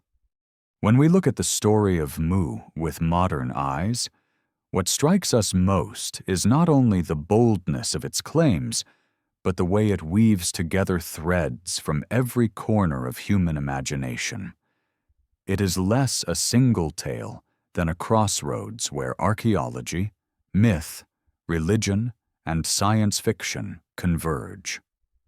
On one path, it is a simple memory of rising seas at the end of the Ice Age, survivors remembering their drowned homelands and enlarging them into continents in their stories. On another, it is the mother civilization, the source of all knowledge, a great empire erased in fire and water. On yet another, it is the stage where gods, or beings from the stars, descended to teach, to shape, to transform humanity into something it could not have become alone. Each path leads to a different truth, and none can be fully proven. Yet the fact that so many paths converge on Mu makes it impossible to ignore. Churchward painted the Naacal as rulers wise beyond measure, but if such beings existed, then their destruction raises a question more unsettling than their survival would have. Why should wisdom fail to save them? Did they overreach, as so many myths of fallen civilizations suggest, their pride drawing down the wrath of nature or the gods? Or was their downfall simply the reminder that no knowledge, however vast, can stand against the fury of the earth itself? Legends of Atlantis speak of arrogance punished, of an empire that defied moral law and was sunk as judgment. Mu, though less detailed, carries the same undertone, that greatness can end in a single night, that civilization is never as secure as it believes. This message resonates even today, when our cities stretch skyward and our technologies defy imagination, yet our foundations rest on shifting ground and restless seas. Some thinkers interpret Mu not as geography but as symbol. Perhaps it was never meant to describe a continent at all, but a memory encoded in story, a way of explaining the origin of wisdom. In this view, Mu is a metaphor for the first awakening of the human mind, a lost unity of consciousness before language, nations, and wars divided us. The sinking of Mu represents the shattering of that unity, the dispersal of peoples and ideas into fragments that later cultures carried separately. When we look at pyramids aligned to the stars, at myths of floods and gods, we are seeing the scattered pieces of that original wholeness. Mu becomes less a place than a state of being, remembered imperfectly but never forgotten. Yet even in this symbolic interpretation, the hunger for something tangible persists. We want ruins, stones, inscriptions we can touch. That is why sites like Yonaguni draw such attention. Divers who descend into its terraces describe the uncanny sensation of walking through streets, of seeing staircases carved by intent. Geologists may insist on natural formations, but the imagination refuses such neat explanations. If we can see intention, we will. And once we do, the ocean becomes a graveyard of forgotten cities, each wave a veil hiding what we are not yet ready to rediscover. The same hunger drives fascination with megalithic sites across the globe. Nan Madol, Puma Punku, Baalbek, each stone becomes an argument for Mu, each unexplained feat of engineering a relic of a vanished inheritance. There is, however, a danger in this hunger. To attribute every mystery to Mu risks diminishing the achievements of real cultures who built with their own hands, their own ingenuity. The Rapa Nui, the Maya, the Egyptians, they do not need a drowned continent to explain their greatness. They deserve recognition for their brilliance without reducing them to mere echoes of a lost motherland. Critics argue that to believe otherwise is to strip these civilizations of agency, to impose a narrative that serves myth more than truth. Yet even this critique cannot silence the allure, for Mu does not compete with these cultures so much as it frames them within a larger story, one that feels more complete, more connected, more grand. Perhaps that is the essence of the myth. It is not about proving, but about weaving. Mu ties together loose ends, gathers anomalies, explains patterns that otherwise feel disconnected. It gives us a story in which humanity is one family, bound by a shared origin, carrying the memory of a common trauma. In a fractured world, such a story is powerful. It does not matter that geology denies it, that archaeology withholds its evidence. What matters is the resonance it holds, the way it invites us to stand before the sea and feel that somewhere beneath those endless waves, the roots of our story still sleep. And whether or not those roots are real, the feeling they stir is undeniable, a reminder that history is never complete, that imagination is as much a part of our survival as stone or fire. The endurance of Mu in human thought reveals something profound about the way we use stories to bridge the gap between what we know and what we fear. Civilizations rise and fall, but very few leave such a haunting imprint as a place that may never have existed at all. It is this paradox that makes Mu so magnetic. The less tangible the evidence, the more powerful the imagination that surrounds it. People stand on the edge of the Pacific, watching waves tumble against rocks, and feel that beneath the endless horizon lies something more than water and stone. They imagine cities drowned but not forgotten, temples swallowed yet still intact in the darkness below, voices of ancestors carried upward by the tide. Mu becomes not just a lost continent, but a metaphor for everything humanity senses but cannot prove, everything we long to remember but cannot quite grasp. Churchward's account gave this longing a map and a language. By describing the Naacal as wise rulers with knowledge of creation, he gave readers the sense that human history was not an accident, but a design, that there was once a golden thread connecting all cultures before it was severed by catastrophe. His insistence that Mu was destroyed in a single night added drama and finality, transforming natural disaster into cosmic theater. People could imagine the ground splitting open, fire and water consuming the land, millions of voices silenced in the space of hours.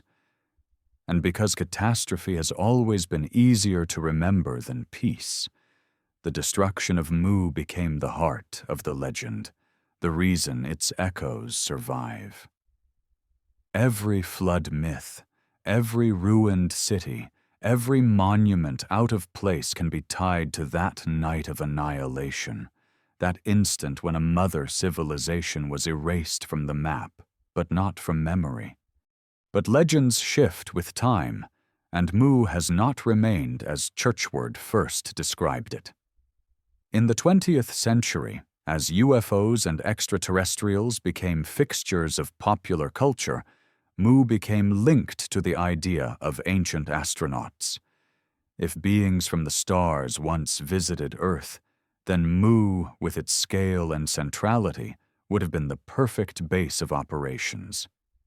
The Naacal, in this telling, were not only human but hybrids, shaped by contact with those beyond our world. Their sudden destruction, then, takes on a darker shade. Perhaps it was no accident of geology, but a deliberate act, the erasure of an experiment gone wrong, the silencing of a knowledge that threatened to grow too powerful.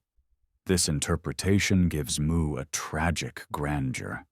It was not only lost, it was forbidden, hidden by forces greater than humanity, denied to us by design. Yet other voices soften the myth, imagining Mu as a paradise of harmony, destroyed not by malice, but by nature's indifference. In this vision, the Naacal lived in balance with their land, their rulers guiding them with wisdom and ritual, their cities rising like jewels across fertile plains. They were not punished but overwhelmed, swept away by earthquakes and volcanic fire they could not control. Their descendants carried fragments of their culture outward, not as conquerors, but as refugees, planting seeds of memory in Egypt, in India, in the Americas. These seeds grew into myths of golden ages, of sky gods and floods, of teachers who came from afar. And though the paradise itself was gone, its spirit lived on in stories, monuments, and the quiet sense that humanity once stood closer to the divine. Science remains unmoved by such visions. Geologists map the Pacific floor and find no trace of a continent. Archaeologists dismiss the tablets Churchward described as inventions. Linguists explain similarities in myth as the natural result of human experience. But science cannot erase longing, and Mu survives in the space science does not fill.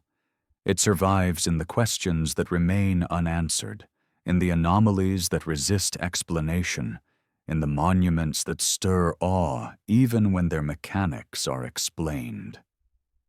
For many, it is enough that Mu feels true, that it satisfies a hunger for unity, for mystery, for origins greater than chance. Perhaps that is the final lesson of Mu, that myths endure not because they are proven, but because they speak to what we need. Mu speaks of unity in a divided world, of memory in an age of forgetting, of fragility in the face of nature's power. It tells us that civilizations can vanish, that knowledge can be lost, that history is deeper than what we see. Whether or not it ever existed, Mu shapes the way we imagine the past, and, in doing so, the way we imagine ourselves. And as long as the ocean continues to whisper against forgotten shores, the legend will remain, as restless and enduring as the tide. To imagine Mu is to walk a fine line between memory and myth, between evidence and the ache for belonging. When we picture its cities shining beneath the tropical sun, its rivers cutting through fertile plains, its temples aligned with constellations, we are not only reconstructing a lost world, but building a mirror for ourselves.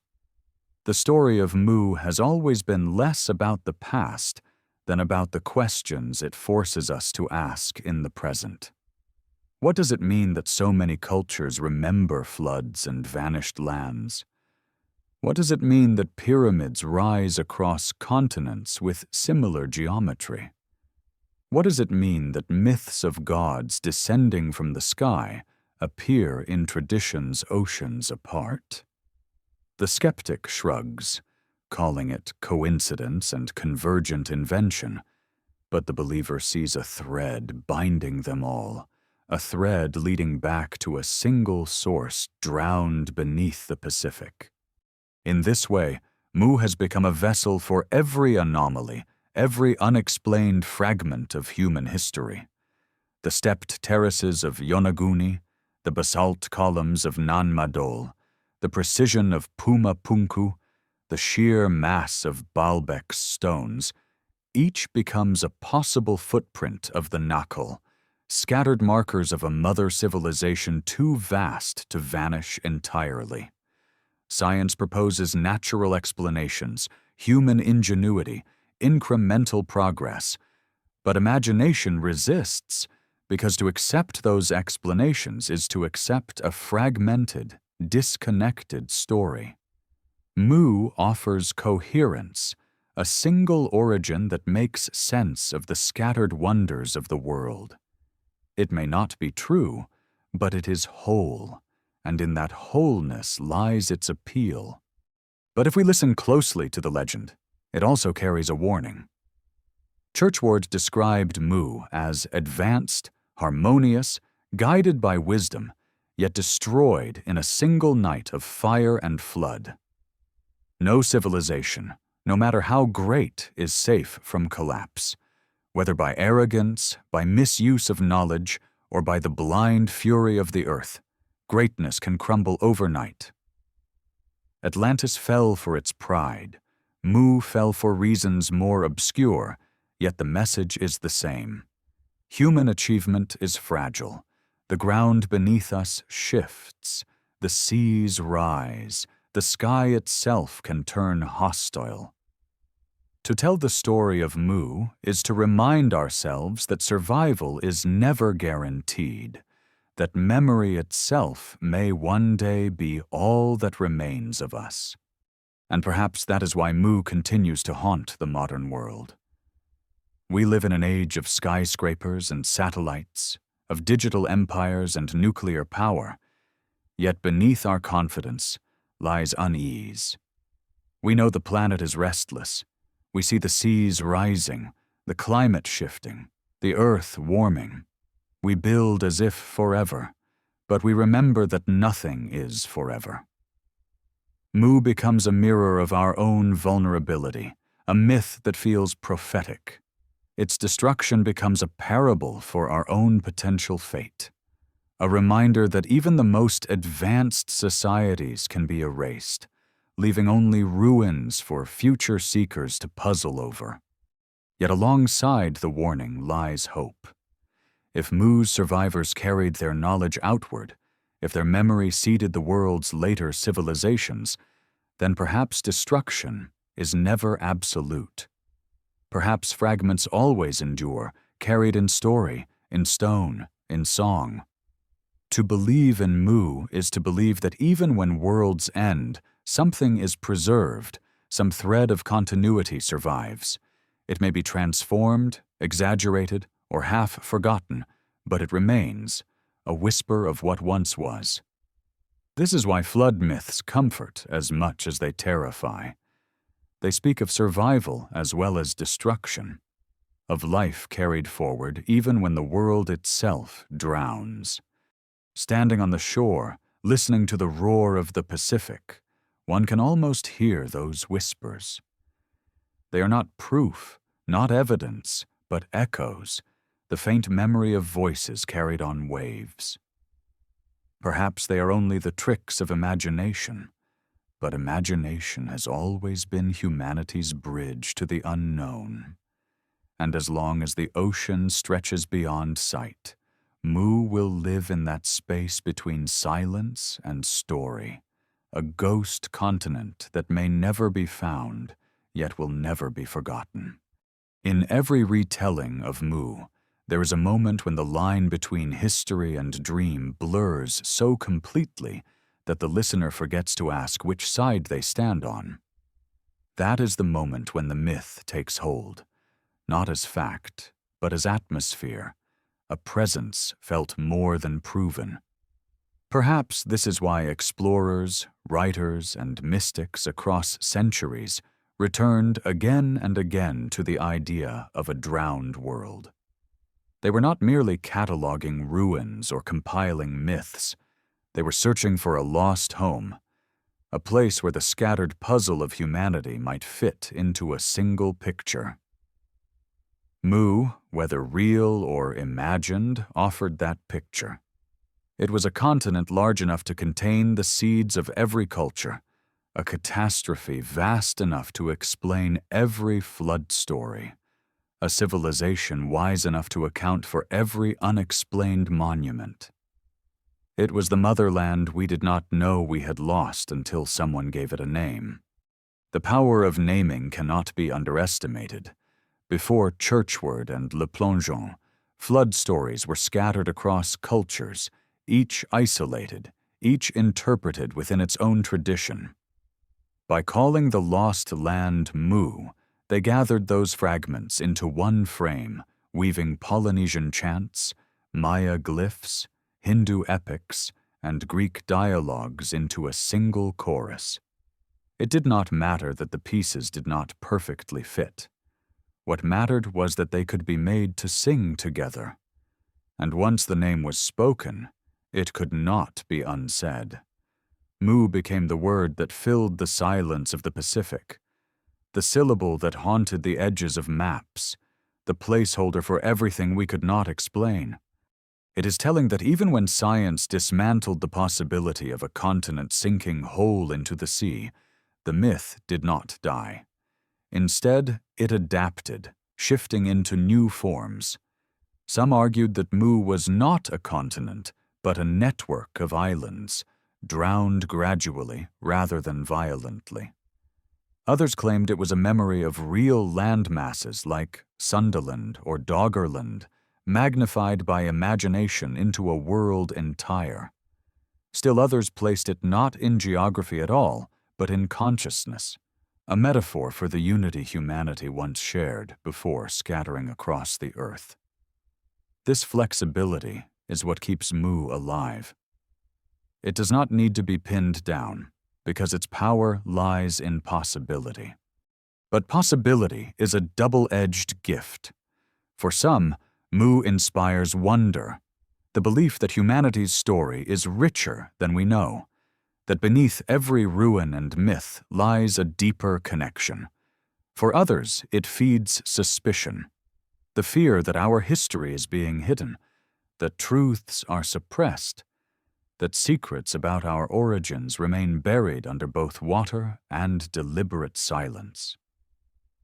This darker interpretation casts Mu not as a forgotten paradise, but as a forbidden one, erased by design because its knowledge was too dangerous, its truth too disruptive. In this vision, the Naacal were not simply wise, but powerful, their command of energy and spirit a threat to those who would later inherit the earth. Their destruction, then, was not only natural, but political, a cosmic act of censorship. And so the myth divides into two currents, one hopeful, one ominous. In the hopeful current, Mu is the birthplace of wisdom, its fragments surviving in myths, monuments, and rituals, reminding us that we are heirs to a great and unified past.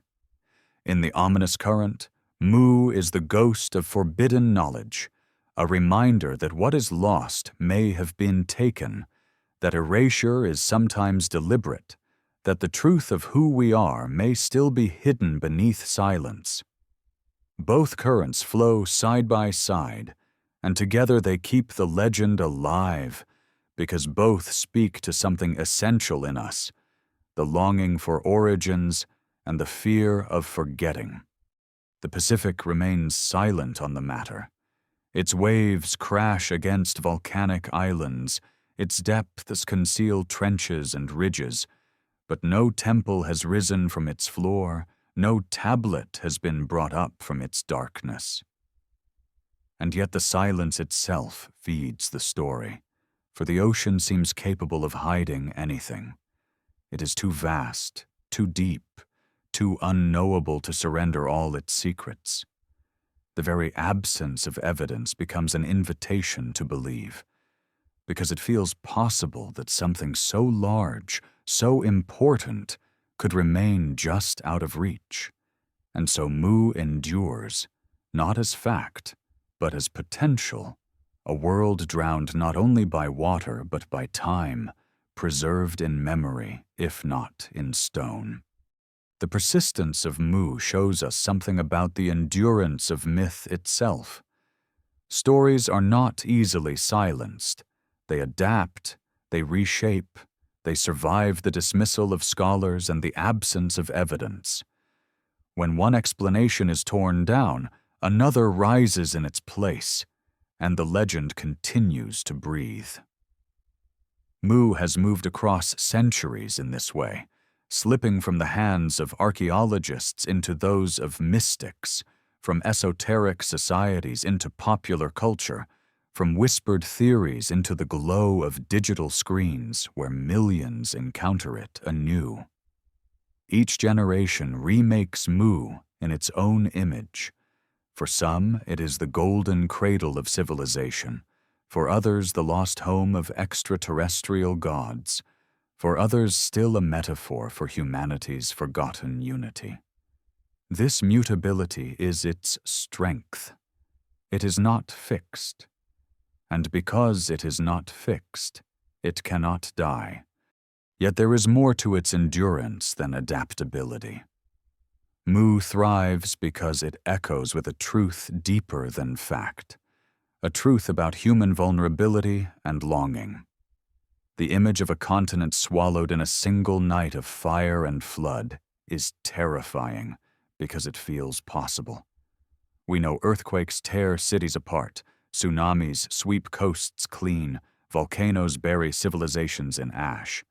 Scale that terror upward, and the destruction of Mu becomes not fantasy, but amplification, a nightmare written large. And nightmares are easier to remember than peaceful days. Once told, the vision of Mu's destruction cannot be untold, and so it lingers, shaping the way we think about both the past and the future. At the same time, Mu feeds our longing for connection. In a world divided by language, geography, and history, it offers the hope that we were once united, children of the same motherland. It suggests that the pyramids of Egypt and Mexico, the megaliths of the Pacific, the myths of floods in Mesopotamia and Polynesia are not isolated inventions, but fragments of the same inheritance. This story comforts because it turns difference into kinship, strangeness into recognition. Even if it is only myth, it speaks to a desire for unity that lies deep within us. The belief that we belong to something larger than ourselves. But Mu also unsettles, because it implies that our origins may not be entirely human. The Naacal, described as wise beyond measure, guided by rulers with divine knowledge, invites speculation that they were more than mortal. Some interpret this as allegory, others as memory of contact with beings from beyond. The ancient astronaut hypothesis folds neatly into the legend, suggesting that Mu was the place where the experiment of humanity began, where sky gods shaped or mingled with early man. If so, then we are not only children of the earth, but of the stars, heirs to a hybrid legacy hidden beneath layers of time. This possibility excites and frightens in equal measure. To some it is liberation, proof that we are connected to a greater cosmos. To others it is loss, the idea that our story is not fully our own. Science counters with maps of the Pacific floor, with the logic of plate tectonics, with the absence of artifacts. But even science cannot erase the allure, because the legend speaks to what science cannot touch, the realm of meaning, of imagination, of longing. Mu may never be proven, but its truth lies elsewhere, in the way it changes how we see ourselves and our history. It reminds us that civilizations are fragile, that knowledge can be lost, that memory is as vital as stone. It asks us to look at monuments not only as relics, but as riddles, at myths not only as stories, but as echoes, at the ocean not only as water, but as mystery. Standing at the threshold of the final telling, we see that Mu is not about proving or disproving, but about asking. Did such a place exist? Did its people carry their knowledge outward into the world?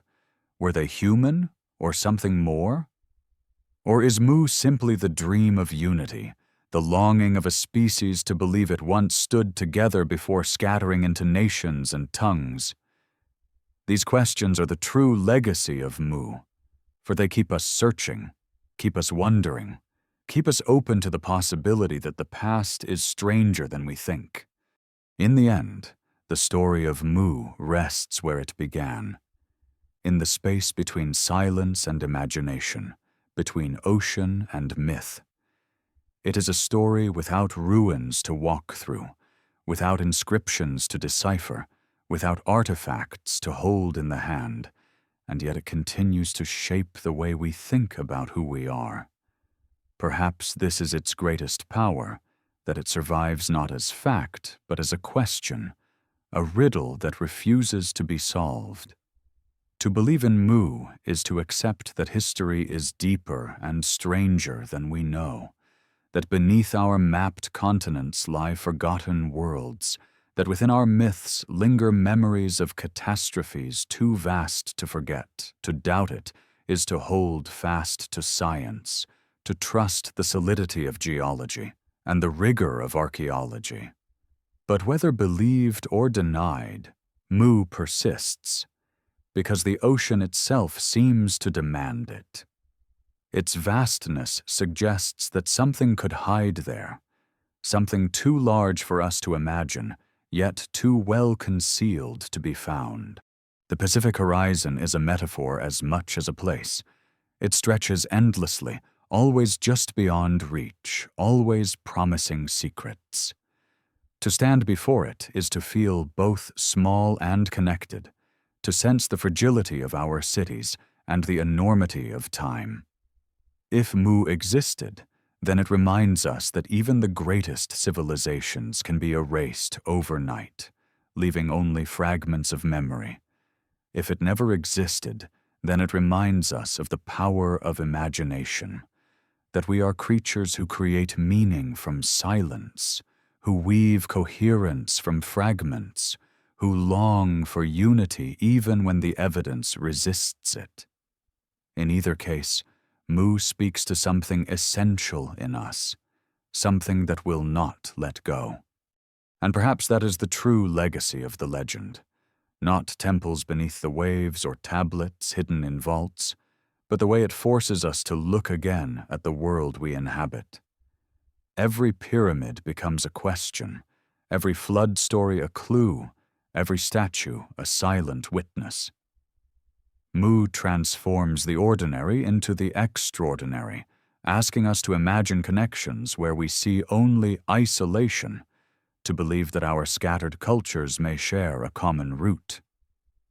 Even if that root is myth, the belief in it shapes the way we see ourselves and each other.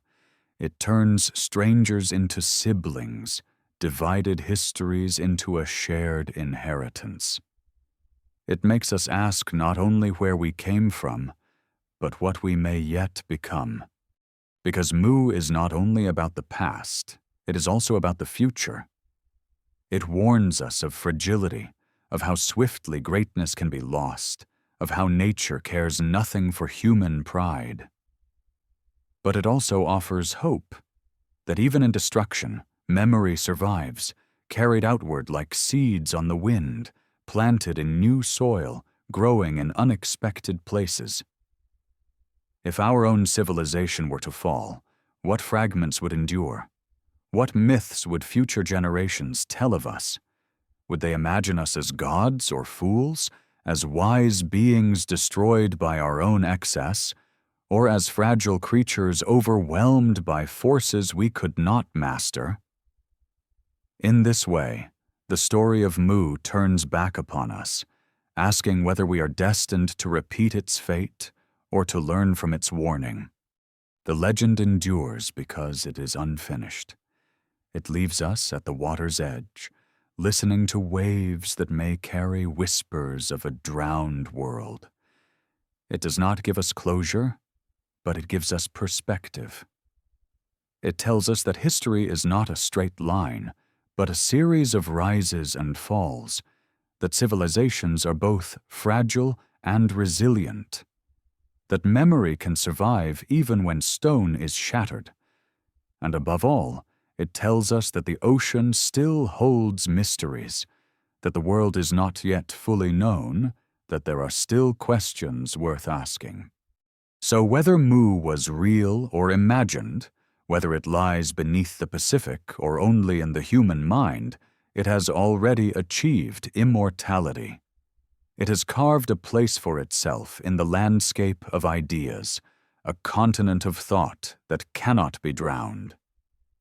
Every time we wonder about our origins, every time we question the neat boundaries of history, every time we gaze at the sea and feel that something waits beyond the horizon, Mu rises again. Not as land, but as story. Not as evidence, but as possibility. Not as the mother of civilization, but as the reminder that civilization itself is a fragile, fleeting thing, built on memory and imagination as much as on stone. And in that reminder, Mu becomes eternal.